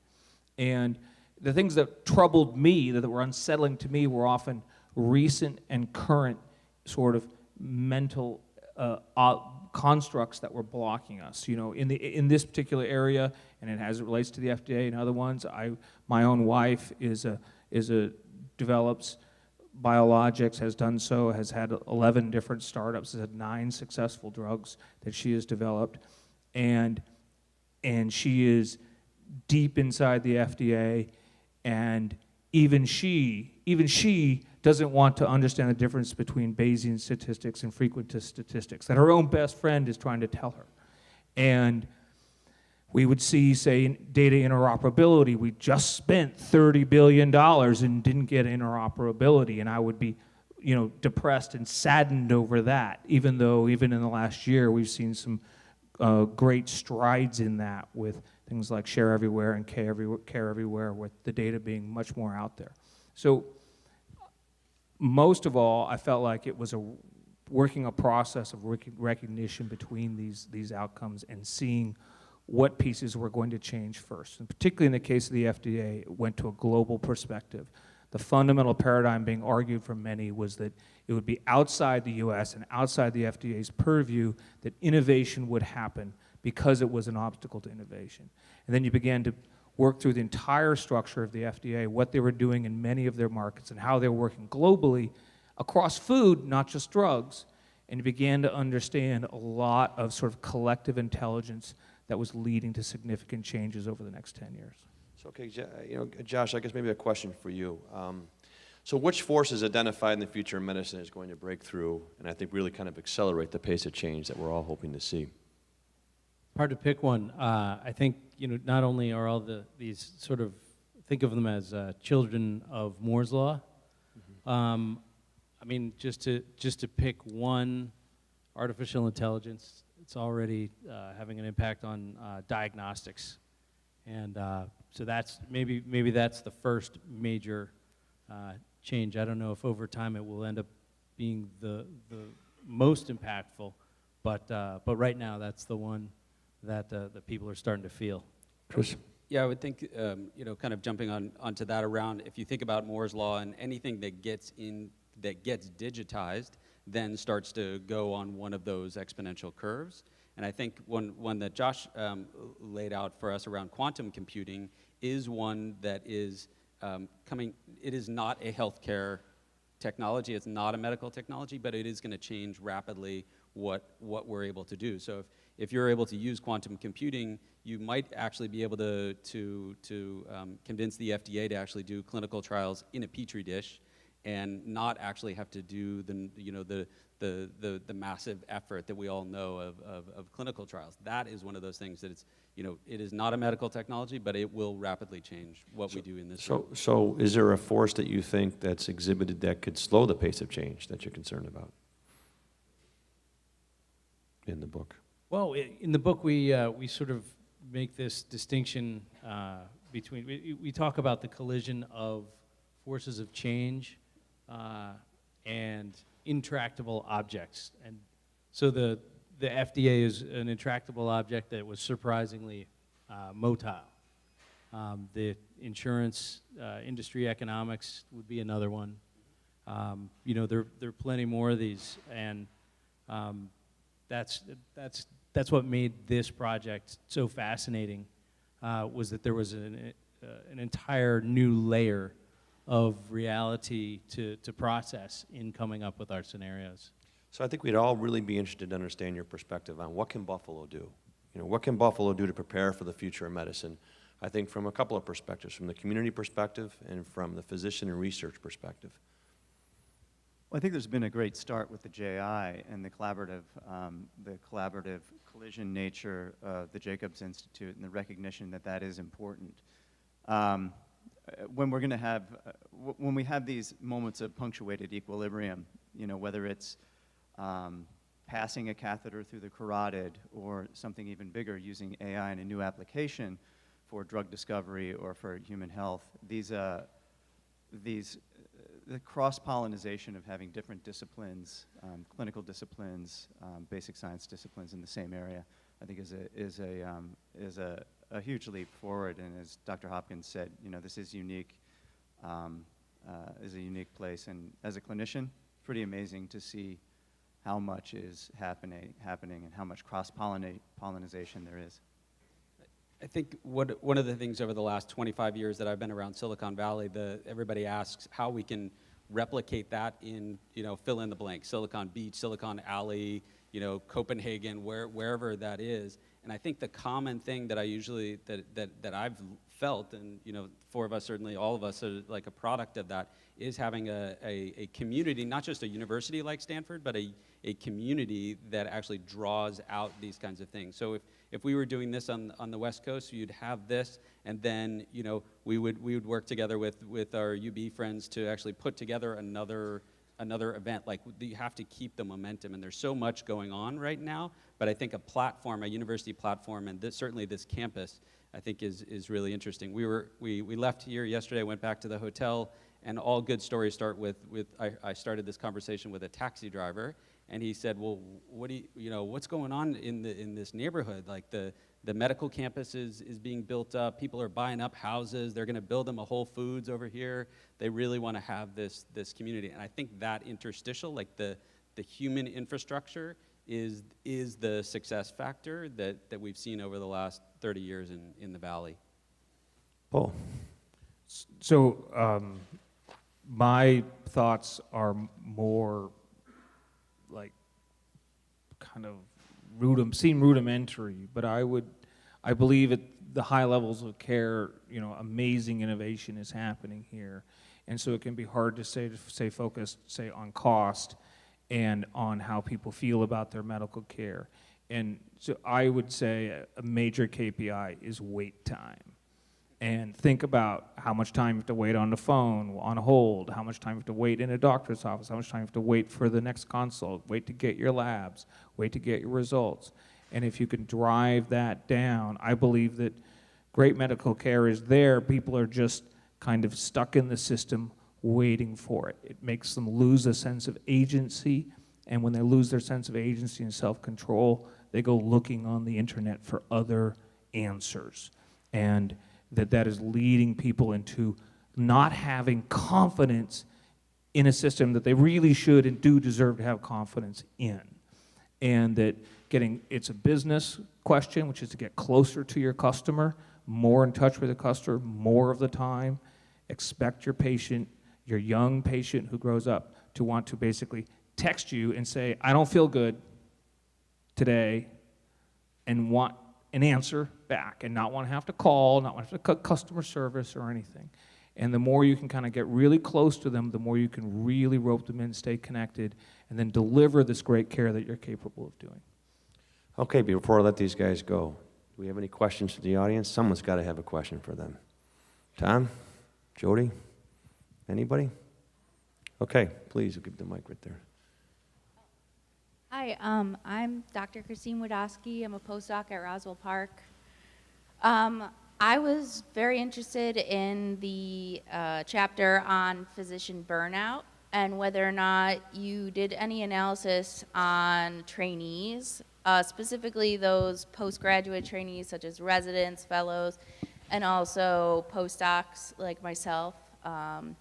And whether or not that increase in burnout is actually coming from the millennials now coming into that trainee population. There is some data. There hasn't been. It's smaller program data, basically on the residents, and residencies are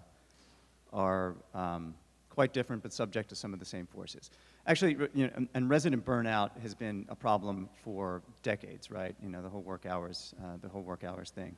There is something that's now being added to the stresses of medical students and residents, which is there's a pipeline bottleneck that should be addressed, that we're graduating 5,000 more medical students who do not have residency spots.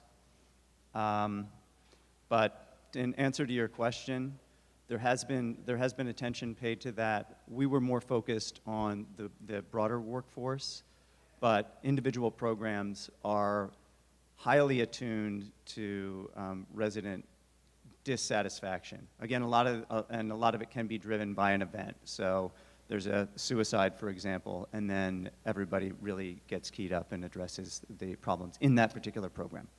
I think there's a great opportunity around training, not only just for doctors, but the entire healthcare delivery team.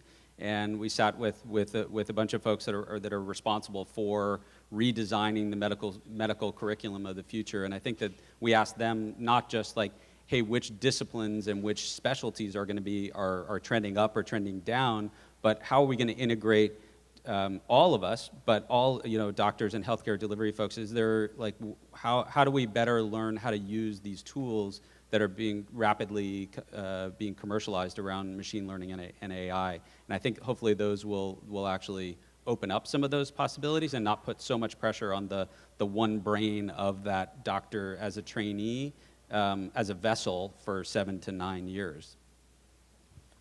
Any other questions? Thank you. Dr. Hopkins. So appreciated your comments and your insights about Western New York. Thanks, Reese. Appreciate your comments about Western New York. The question, I wonder if you could give us a little more color. Having gotten to know this community a little bit, one of the destructive forces that we see in all mid-sized communities like Buffalo is intense competition to have everything for every hospital system. And I think one of our dreams here is that we've got this amazing resource right here. And so just if you guys have any thoughts as to, okay, we've got this situation, we've got tremendous competition. How do you get people together in communities like ours to begin to collaborate on tertiary and quaternary services so we don't be wasting all this money developing programs in every system that are going to just cost a lot of money and not provide as good a care? I mean, Buffalo and Western New York is reflective of many other 50 other areas and regions in the U.S. that all have very similar health challenges, suburban, urban redefinition, all of that kind of stuff.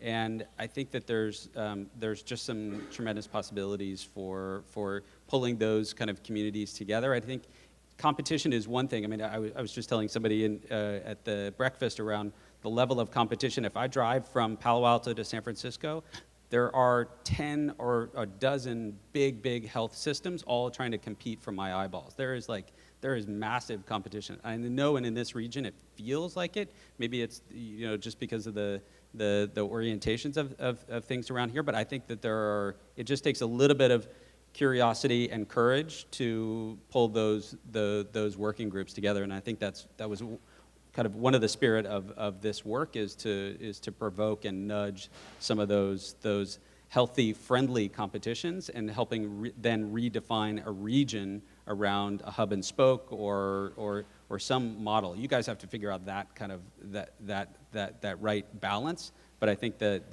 that's a tremendous possibility here, more so than other areas. Well, first in mind, just keep in mind, like, just the way Amazon came for all the retail stores, they're coming for healthcare, and they're developing a healthcare system for all of their employees, and then they're going to turn it loose on their 85 million, soon 135 million Amazon Prime members and say, don't you want healthcare from us rather than from your local medical system? Not that you won't go to your local medical system, but we'll tell you when is the right time to go and who to go see and who's the best, and they will sort of run interference and disaggregate the way we have constructed our current healthcare brands. They're coming. We saw what happened to DVD stores and record stores, and get motivated, because there are new ways to do exactly the same thing, to disaggregate, to say, create a new skin, a new brand of healthcare for Generation Z or young millennials, and you go here and you go there and you get these services and it feels like it's for you. And then, yeah, sure, on the back end, here are these great networks of physicians working really hard. But what they see and what they interact with from a customer perspective can be aggregated across. Important to make this happen is also importantly, is to sort of take some of the risk with value care so that you can really get motivated and find those solutions internally. Gentlemen, thank you. Great discussion. Round of applause for our panelists. Thank you.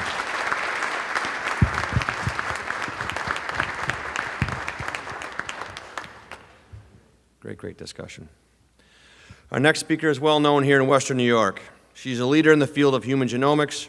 Her genomic research was instrumental in the race to map the human genome in the early 2000s. She is founder and chief scientific officer of Empire Genomics, a molecular diagnostic company focused on personalized medicine. She is also a professor of biochemistry at the University of Buffalo and was recently appointed the executive director of the New York State Center of Excellence in Bioinformatics and Life Sciences. Please welcome to the stage my good friend, Dr. Norma Nowak.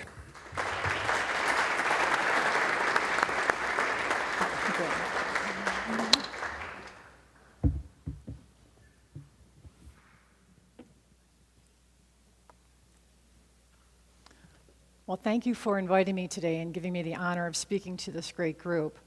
So many of you have known me for many years, and you know the rich history that we have here in Buffalo.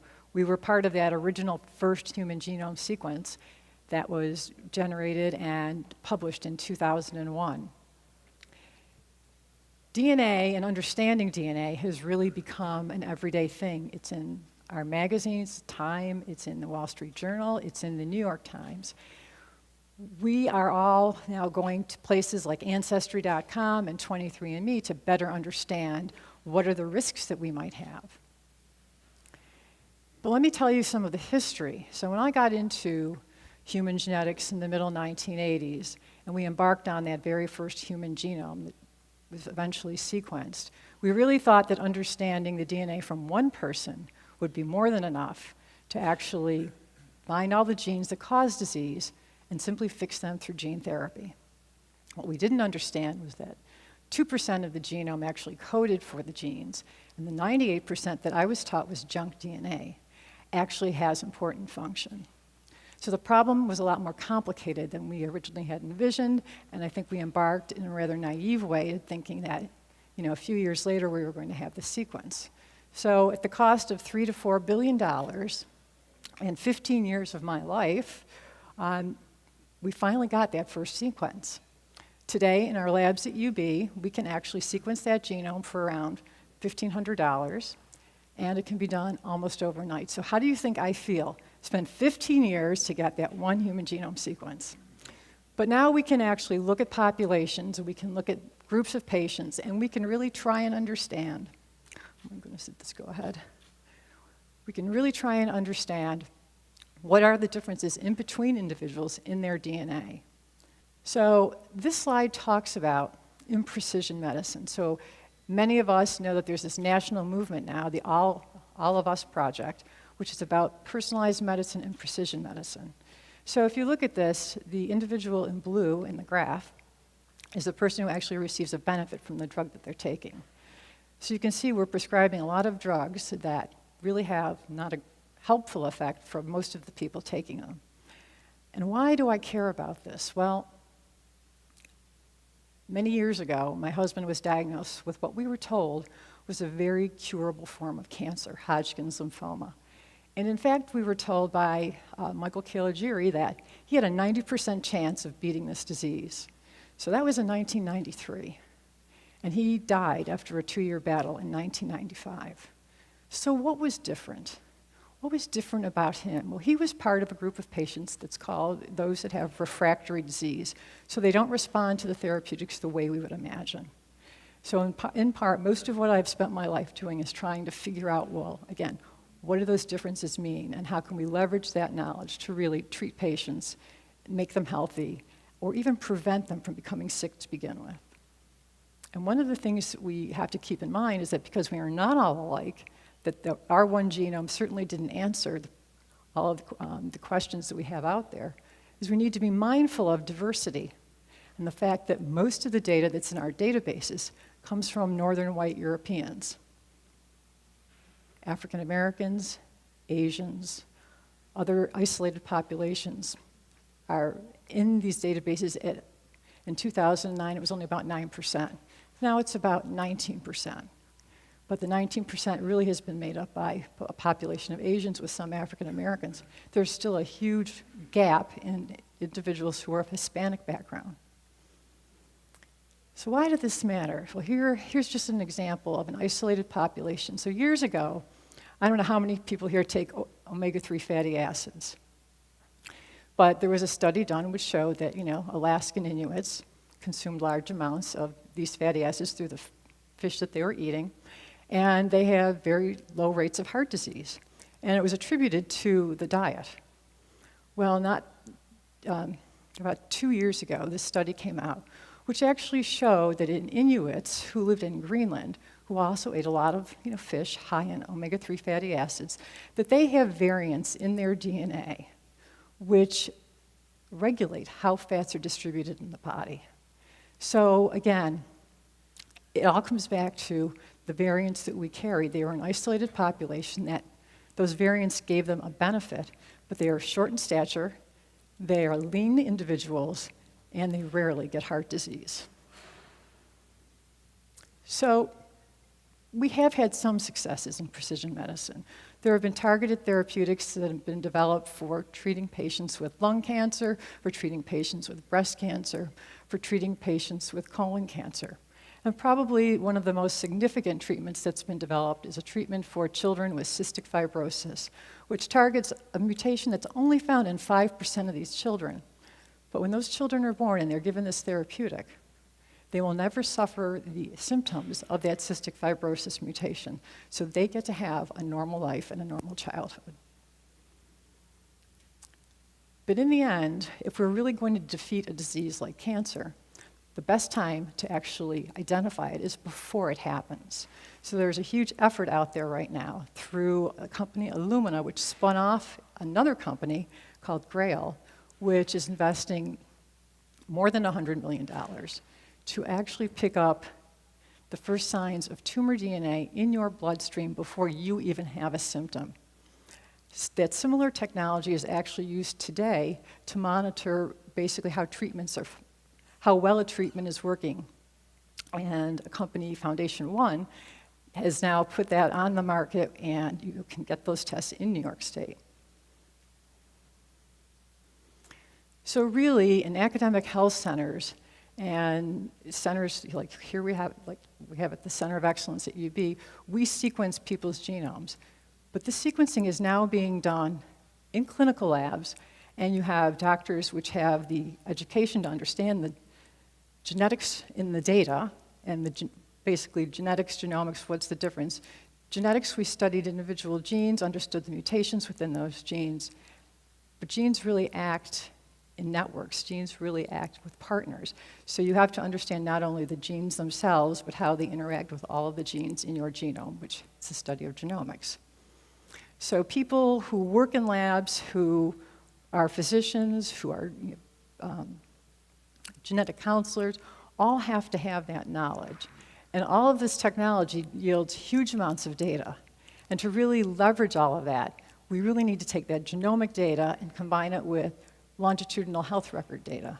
And these are things that are already going on here in Buffalo. So we were talking earlier about, it had been mentioned, thinking about children and when children are born. So we can already look at embryos, take a cell out of an 8-cell embryo, and predict which mutations it has.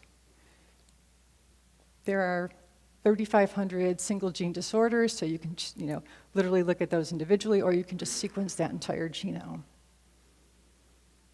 So this is just an example of a little boy who was born to 2 parents who both carry the recessive gene for cystic fibrosis. So cystic fibrosis gene, each parent has a copy with a mutation.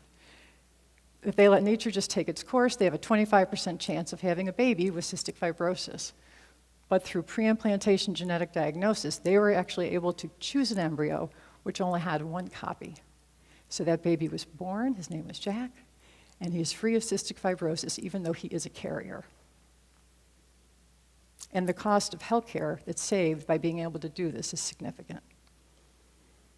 So we really do live in an age where newborns can be screened, and you can figure out not only single gene disorders, which we know they could suffer from potentially, but you also can look at genes which would confer risk for other things, like diabetes, like heart disease later on in life. And one of the genes that I think we've all heard a lot about is the ApoE4 allele, which we know confers risk for Alzheimer's disease. But it also confers risks to athletes who play football, play hockey, play lacrosse, and even kids who play soccer, because head impacts are affected by this gene, and we now know that since it does confer risk, why not screen children? Why not screen babies and figure out, do they have the ApoE4 alleles? Do they have it in 1 copy? Do they have it in 2 copies? It would better enable a parent. So my sons played hockey and lacrosse. Would I have let them play hockey and lacrosse if I knew they carried either a single or double copy of that allele? I don't think so. So again, I think knowledge is wonderful and we should use it. There's also the danger that if you have a child and they're born and they have these risk factors that are developed, what happens to insurance? It's all of these ethical considerations around how that data will then be used for the rest of their lives. So now we're going to segue a little bit into things that once, very early on, I was taught always dream big, but we can now actually edit genomes. Sequencing the genome was a big dream, and we actually made that come true, and that path started here in Buffalo.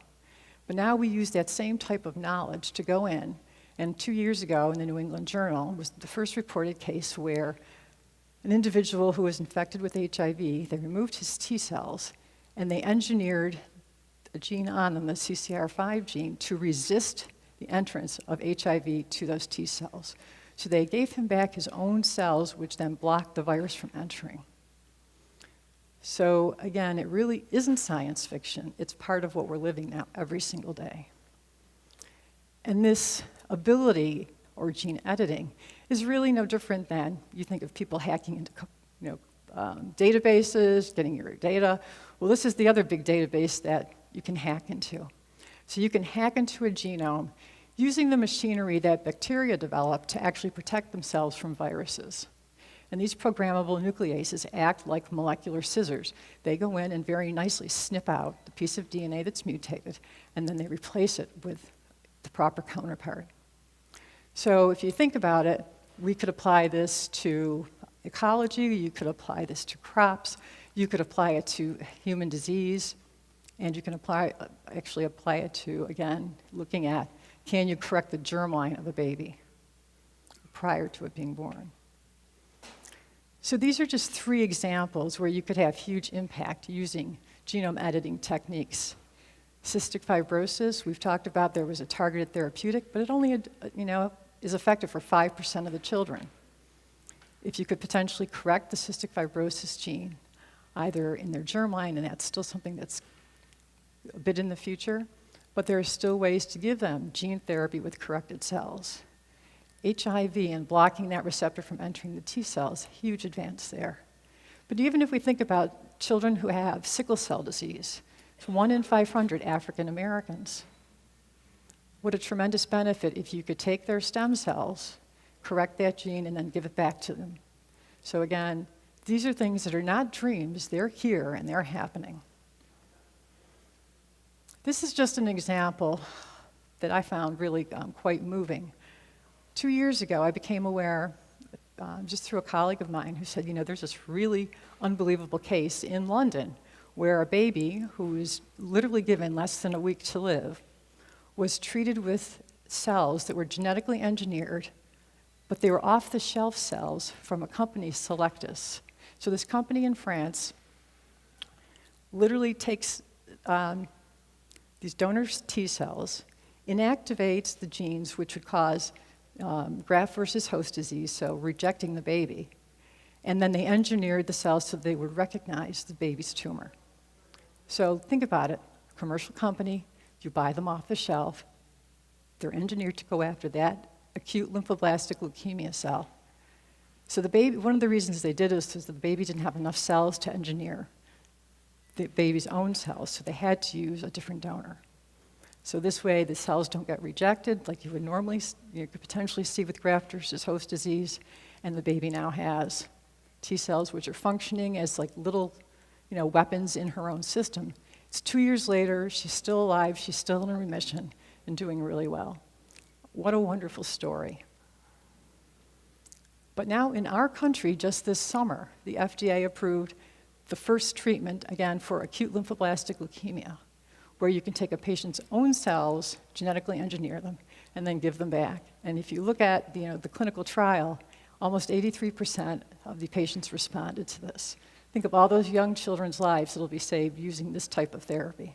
Now, mind you, it's not inexpensive, but if I were the parent of that child, I would fight my life to save them using these kinds of techniques. Very recently, just a couple of weeks ago, this treatment was approved, and this is for non-Hodgkin's lymphoma. But again, someone who's already failed chemotherapy twice, take the cells, engineer them, and give them back. And you're now giving them a shot at a life and probably a lasting, durable remission. So this area of immuno-oncology really is changing the face of cancer therapies. And I think one of the things that you have to look at is chemotherapy in of itself actually ages a patient. It ages the telomeres in your stem cells. So even though you may be at that point in time taking care of the cancer, you're doing other things to the other cells in the body which are not good to do. So I've talked to you about T cells, and we've talked about stem cells to a certain degree. Well, now we actually have some examples where scientists have gone in and edited human embryos. And in this case, they were looking at a set of genes which cause an inherited type of cardiomyopathy, hypertrophic cardiomyopathy. In these embryos don't, of course, go to gestation or anything like that, but they were trying to, again, figure out could they improve CRISPR-Cas technology, so this gene editing technology, so you don't have off-target effects and really perfect it. So you could do this in human gametes early on. So this was just published this summer. So hopefully I've convinced you that genomics has taken us a long way. Even though that first genome took a huge chunk out of my life, things are now moving at a much more rapid pace. And when I look around and I think about the things that I thought possible in the 1980s and what we're doing today, it's mind-blowing. I often say, I wish I would have been born 20 or 30 years later because, the things we could do. But the technologies that are out there, cell phones, robotics, artificial intelligence, and it's not one technology in isolation. You actually can converge and synergize all of these technologies. And as people age in this country, and in China's taking the lead on this one, we're going to have to develop robots to help take care of our elderly. Believe you me, I was at my elderly parents' house last night, and it is a challenging thing because you're no longer, the child of the parent. You're dealing with two children and trying to figure out how to, again, get them to the next day, to the next week, keeping them in their home.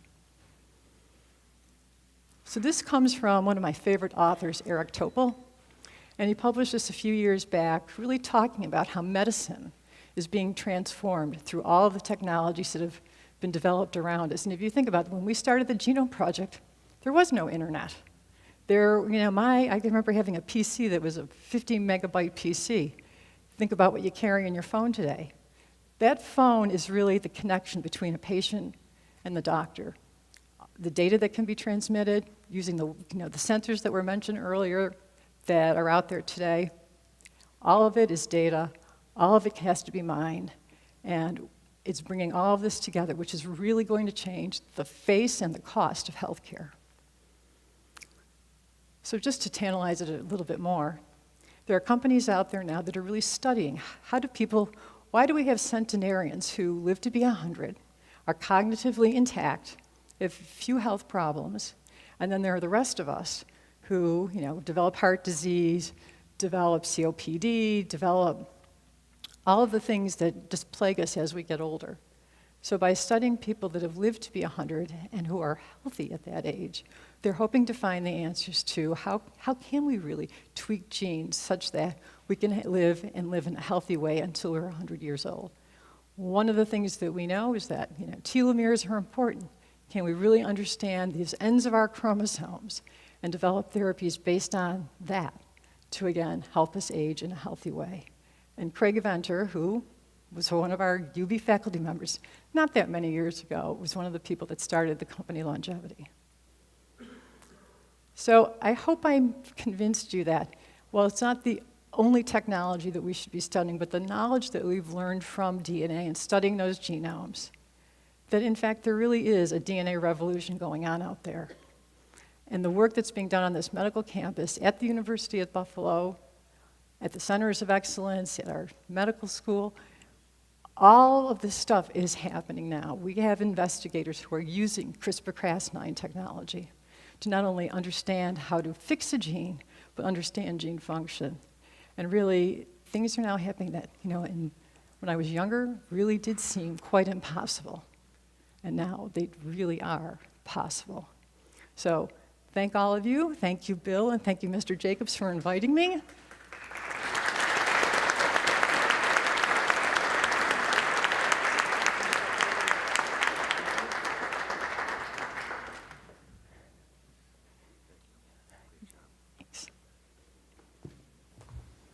Okay, we're coming down to the end here. Normally your work is truly transformative. We're lucky to have you here in Buffalo. Okay, I'd like to call up our last two speakers. Dr. Steven Schweisberg, is he here? Did he get here today? Do we know? Okay, so he's not here. Okay, well, I'm going to go ahead and give you his bio because he's a wonderful new addition to our community. Dr. Schweisberg is a professor and chairman of the Department of Surgery at UB's Jacobs School of Medicine and Biomedical Sciences. He also serves as the medical director of surgical programs and development at Kaleida Health and Erie County Medical Center. Before joining the University of Buffalo in 2015, Dr. Schweisberg was professor of surgery at Harvard Medical School and chief of surgery at the Cambridge Health Alliance. He's an international recognized physician investigator. And who will be given in this futuristic demo is John Warner, the senior vice president of strategic partnerships at Meta, a company focused on augmented reality technology. Previously, he was the head of innovation at the New Ventures for Cambridge Culture Group at MIT. He's a founder of Ideas in Action, Inc., a not-for-profit that leads the enterprise TEDx Boston Beacon Street. John also received the prestigious Harvard University Loeb Fellowship in 2008. John, I'll turn it over to you. You ready to go?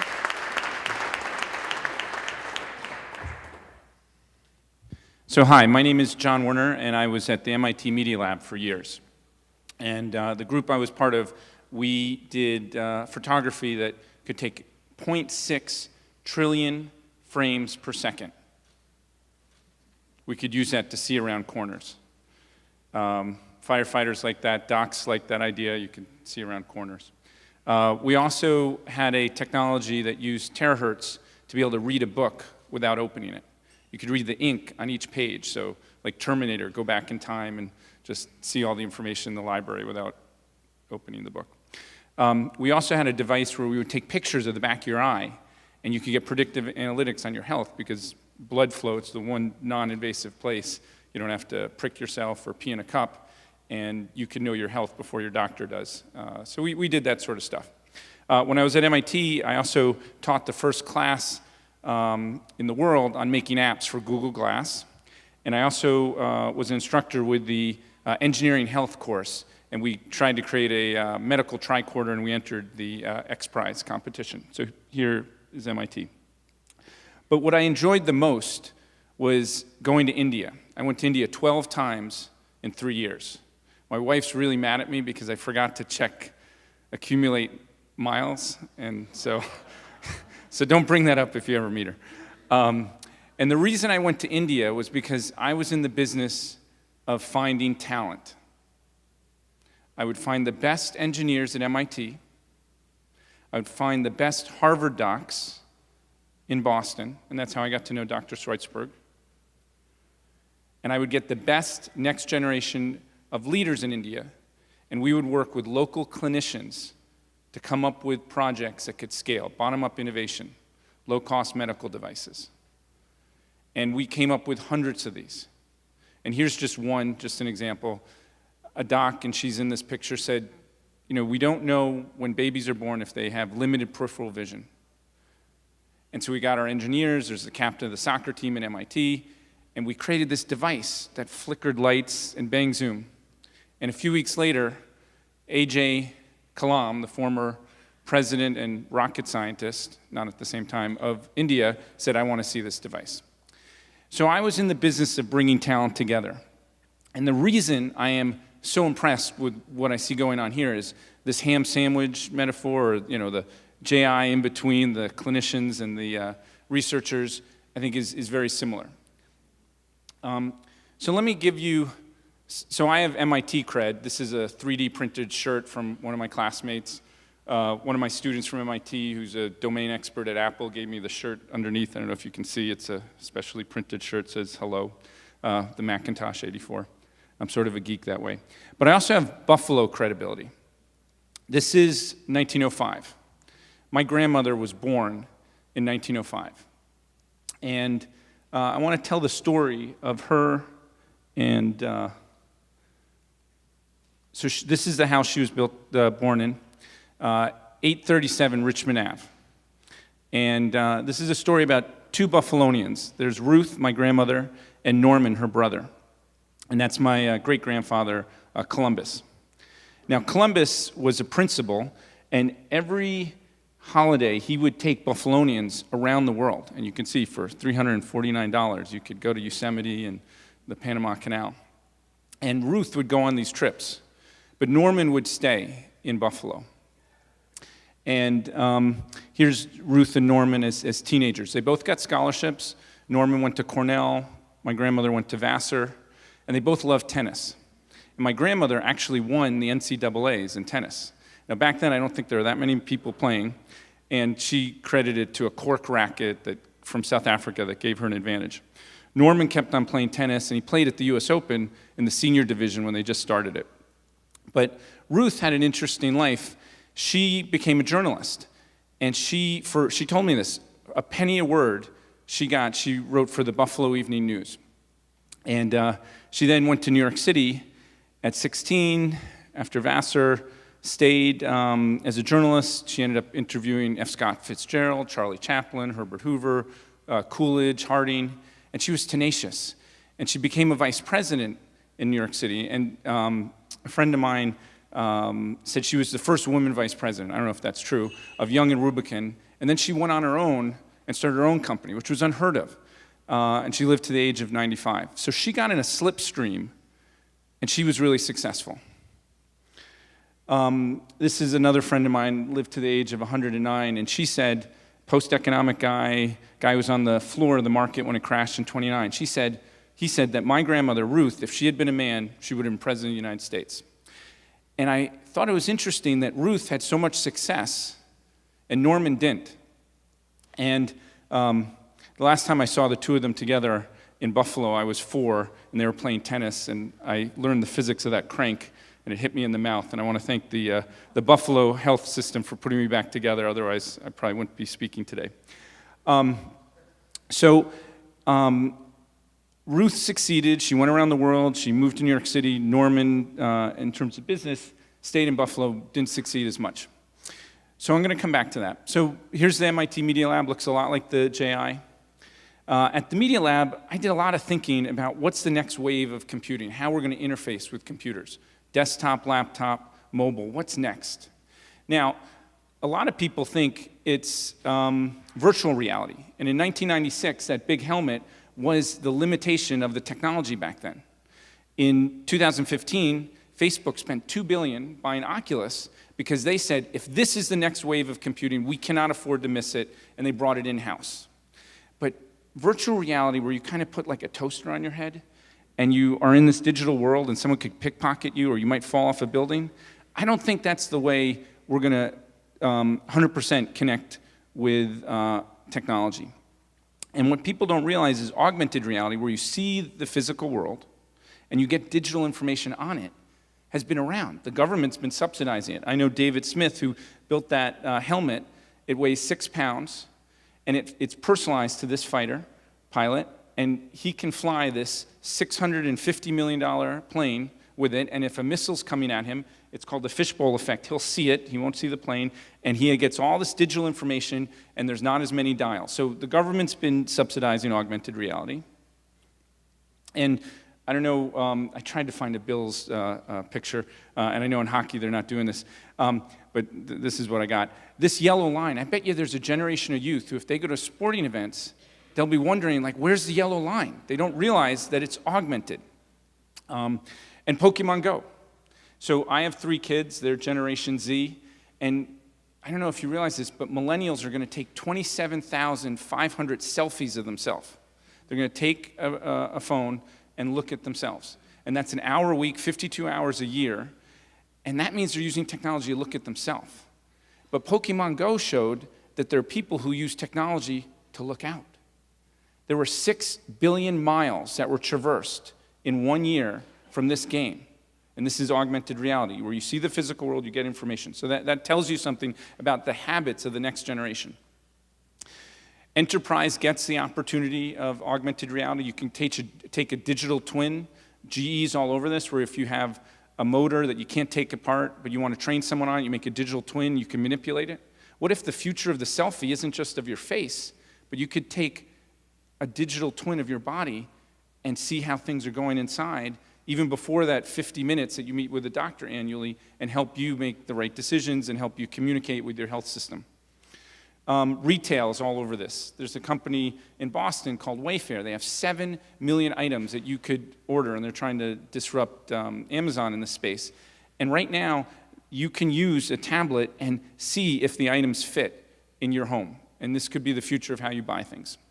And in repair, you could use computer vision to analyze what you're looking at and tell you, the gauges on items and tell you how to fix it. And you could call a friend remote to kind of help out. So that could change the whole system of who the experts are that go out to fix things. Maybe the Sears repair person, the best ones stay remote, and they connect with the young folks that go out to fix things. What implications does this have for health? And then 3D data. We look at tons of charts, and there's more data in the health world than a lot of other spaces. In 3D, your visual cortex is much more stimulated, and there's a lot of opportunities here. And the person before me kind of alluded to some of the opportunities. And then this is one I like. This is actually a dead person and their skeleton just sitting on a chair. But the reason I put this here is that augmented reality could also help us see things that our eyes can't see. What if you could have sensors that could give you information about what's around you, and how can that change how we navigate the world? So I think eventually augmented reality is going to go from being a tablet that we walk around to a strip of glass to eventually brain-computer interface. And some of the neuroscientists here might be at the forefront of that. And there's 4 converging trends that make this very interesting. One is Moore's Law, and many people have heard of that. Every 18 months, processing speed's doubling. But that's not the only interesting factor that's going on here. The other thing is control. Explicitly, when you hit a typewriter key, something happened. But as technology's gotten evolved, technology can implicitly anticipate things we want to do. And this billion-dollar industry of voice is an example of that. Eventually, you're going to have computer vision being able to read your eye and blood pressure and know things about you and help you make decisions. There's also content. Content's going from 2D, the photograph, to three-dimensional information that you can manipulate, which I'm going to come back to, and then connectivity. 5G is just around the corner, and there's going to be a lot of data transfer that's going to be very interesting. So in my lab, one of my friends, David Senge, would say to me, John, when I go back to Sierra Leone, my countrymen don't wear the prosthetics that people develop for them. There are about 3,000 of his countrymen that are missing limbs because of the Civil War. And he said the reason is, he said he investigated this, it's because we're not very good at connecting biology and technology. And so he figured out a way to scan a nub and figure out the soft and hard part and 3D print it so it would be more respectful and his countrymen would wear the devices. And the reason I say that is the mouse, the GUI graphic interface, the flat screen panels, even the iPhone, the rectangle, we are conforming to technology to communicate. But I think in this next wave, technology can meet us where we are. And as we think about how we navigate space and interact with information, thinking spatially, there's some real opportunities. So here's my son. Immediately when he put on the Meta headset, which I'm going to demo in a minute, he knew how to use it. And I came up here a few weeks ago, and I met some of the best and brightest of Buffalo. And I showed them the headset, and they're moving medical data, medical information, and they got it immediately. And here's Dr. Schweitzberg. I'm a huge fan of this guy. And he took me into one of the buildings you're building over here. By the way, is this interesting so far? Okay. And so you have like a $500 million medical school about to be built. And I got to see the operating room of the future. I got to see where, I don't know if this is called the morgue or where cadavers are going to be and future students are going to learn. And I talked to Dr. Schweitzberg about what a digital cadaver could be. What about putting digital information on what you have, and how spaces could be used with AR in this hospital. And Steve got most excited in front of this glass. And he said, I have 4 of these rooms that are going to be the operating room of the future. And we talked about how we could make this the place that everyone in the world wants to come and see how AR is transforming surgery. That's another perspective on the room. And then this guy, Matt, I see him right there. Talk to him about how we could facilitate startups to be a major player in this. If 1 billion people are going to be using AR, if this is a $200 billion market, why not have the health leader be Buffalo? So 40 years ago, Star Wars came out and showed AR. This is a Google Hangout, but 3D. 49 years ago, this is the first AR headset. Ivan Sutherland created it. It was called the Swords of Damocles. It's so heavy, he was worried it would kill you. That's why he called it that. And all he wanted to do was see a rectangle just float in space. Now, as we think of the next 49 years, I challenge you to think about Buffalo being the leader. So now I live in Boston, and Boston's pissed that we're winning all these sports trophies, but that we've only won 1 Stanley Cup in the last few years. All right, I have a lot of friends from Vancouver, and that one in 2011 created a lot of strain in those friendships. But I will tell you, Boston is winning the Stanley Cup every year in life sciences. That whole Biogen story is incredibly moving, but Buffalo didn't benefit as much as Boston did. And as we think of this next transition in technology, going from laptop to desktop, laptop, mobile, to, I think it's going to be contextual computing. Let's have the health capital of contextual computing here. And Dr. Schweitzberg is stuck in an airport, but I have on the plane, he recorded a message for you, and I'm going to play it right here on the mic. So raise your hand if this is going well so far. I'm just curious. Okay, great. Because it could go downhill quickly right now. Okay. Hi, John. It's Fanula Quinlan here. No, that's someone else. That's actually the Deputy Prime Minister of Ireland's Chief of Staff. There's a whole nother story there. Okay. Good morning. I just wanted to let everybody know that we are really primed to make fundamental changes in the way that we display and interact with images in medicine.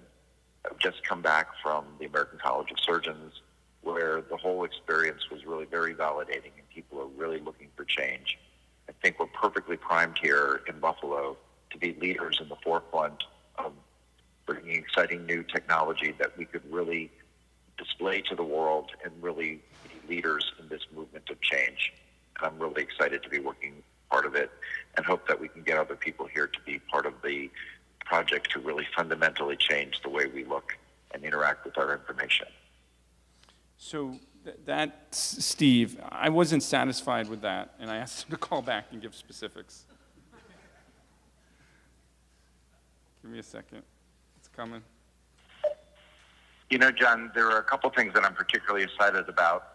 One is the ability to finally interact with our display images, which has been impossible in the past. Second is the ability to use AR to overlay the guided information from CAT scans and MRI directly onto the tissue, which is very exciting and will lead to much safer surgery in the future. And the third is to be able to bring information into these environments from the medical record, from other aspects of the operating room. Those are the kinds of things that make this particularly appealing and very exciting to work on here in Buffalo in the future. I gave him 5 stars on that. Okay, so in healthcare, things can be siloed. And on the other side of this curtain, there's this image. You have all these major players around here. And I'm told there's 17,000 people connected here. What if all those people get connected around AR Health? And this guy, I think I got the right guy. Is this you, Mr. Jacobs? Yeah. Yeah, so from up there, that's a few minutes ago. You've shown great leadership by commissioning this report. But this report could just become a dusty document that isn't a roadmap. And I want to challenge, and this is all of you, if you see yourself or you think you're in that picture, raise your hand. I want to challenge you to get part of this. And going back to Ruth and Norman.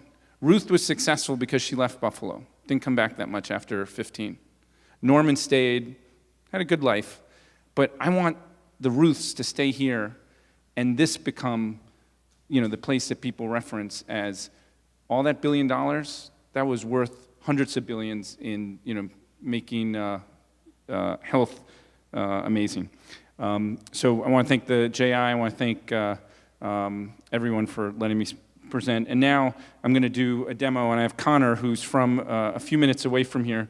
He flew in from Silicon Valley today, but he was really proud to be back home. Oh yeah? Didn't sell for much. It was in the family for 100 years. You want to wear it? Yeah. So I'm going to do 2 demos. Just make sure.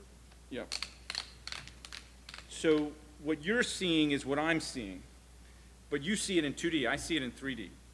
And so this is a shelf of items that I can take. So let's see, what do I want? I'm a medical student, and I'm trying to learn about the eye. And so I can actually walk around this and really understand this much better. So when Steve said, let's change medical education, that's one way of doing it. I know you guys want to be a world leader, so here's a world. You can do things around the world. Let me put the world over here. Okay. This is the one I was just trying to reach for. This is the brain. And you can see synapses firing. I can make this brain as big as this room. And I can actually walk in it and see information. So let me show you one last thing here that's very exciting. Before I show you the other thing that Steve and I have been talking about is awesome. So raise your hand if you see the human body right now on that screen. Okay. Connor, will you hit space? So this is a human body. Here you can take out different parts of it and really interact with it. And again, you can go inside someone's heart. And so imagine a radiologist taking these beautiful 3D pictures, instead of rendering them on a 4K or even an 8K screen, which is still 2-dimensional, not that much different than what you would have watched I Love Lucy in the 50s. What if you can make it much more interactive and all the data could be merging together? Oh, yeah. But I think it's cool enough that even if you can't hear me, you know what's going on. All right, so there's a number of other items here, but I think for time, let's do the radiology thing. So raise your hand if that is interesting and you see applications for that. Okay. So I think Dr. Schweitzer gets the opportunity here, and I think he wants to lead on some things and find ways to draw upon the best of that report. And I think the future of medicine is going to be the intersection. Like when I learned science in high school, physics, biology, chemistry were in different rooms and the people didn't talk. But the future is the intersection. So what's the intersection with AI and AR? The intersection with nano and AR? There are all these kind of cool opportunities.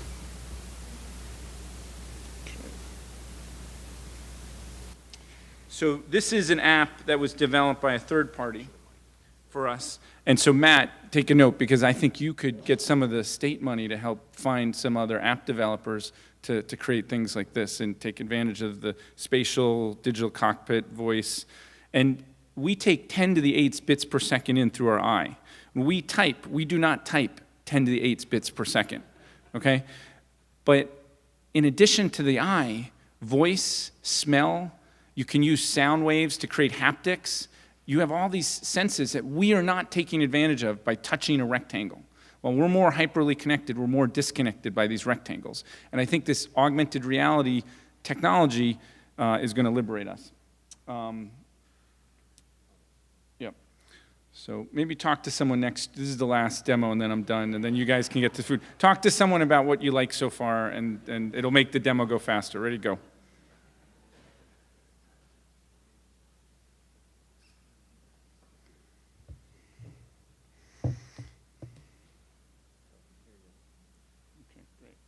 This will be worth it. Great. Thank you, Connor. From Erie, Pennsylvania. He wishes he was from Buffalo. I think it's a sensitive subject. Okay. So do you see, this is a real person. And this is tons of data compiled. Actually, I want, let me take their head. So are you guys able to see this on the screen? Yeah.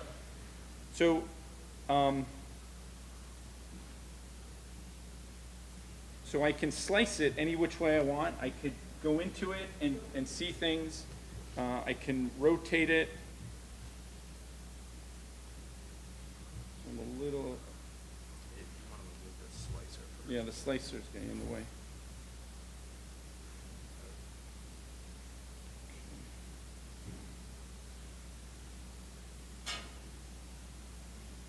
I think the Wi-Fi. Okay, so that head.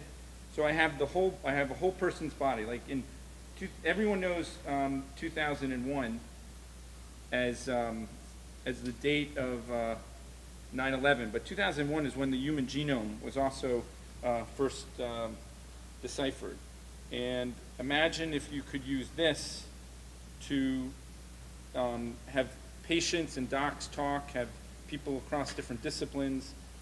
And you just compile all the information, and the future of medicine is no monitors and no mouse, but people looking at 3D items. I won't fall off this stage if you're worried about that. So, all right.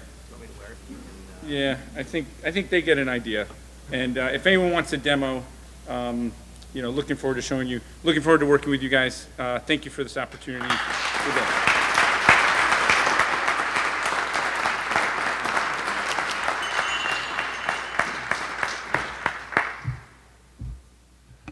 Okay, how about one more round of applause for all of our speakers today? They were fantastic. That concludes our presentation. On behalf of Chairman Jacobs, Dr. Siddiqui, Dr. Hopkins, and all the fine people at the Jacobs Institute, I thank you for coming today. I can say, as someone who loves this community very much, I'm not only excited about the future of medicine, I'm excited about the future of our city. Have a great afternoon, and thank you for being here.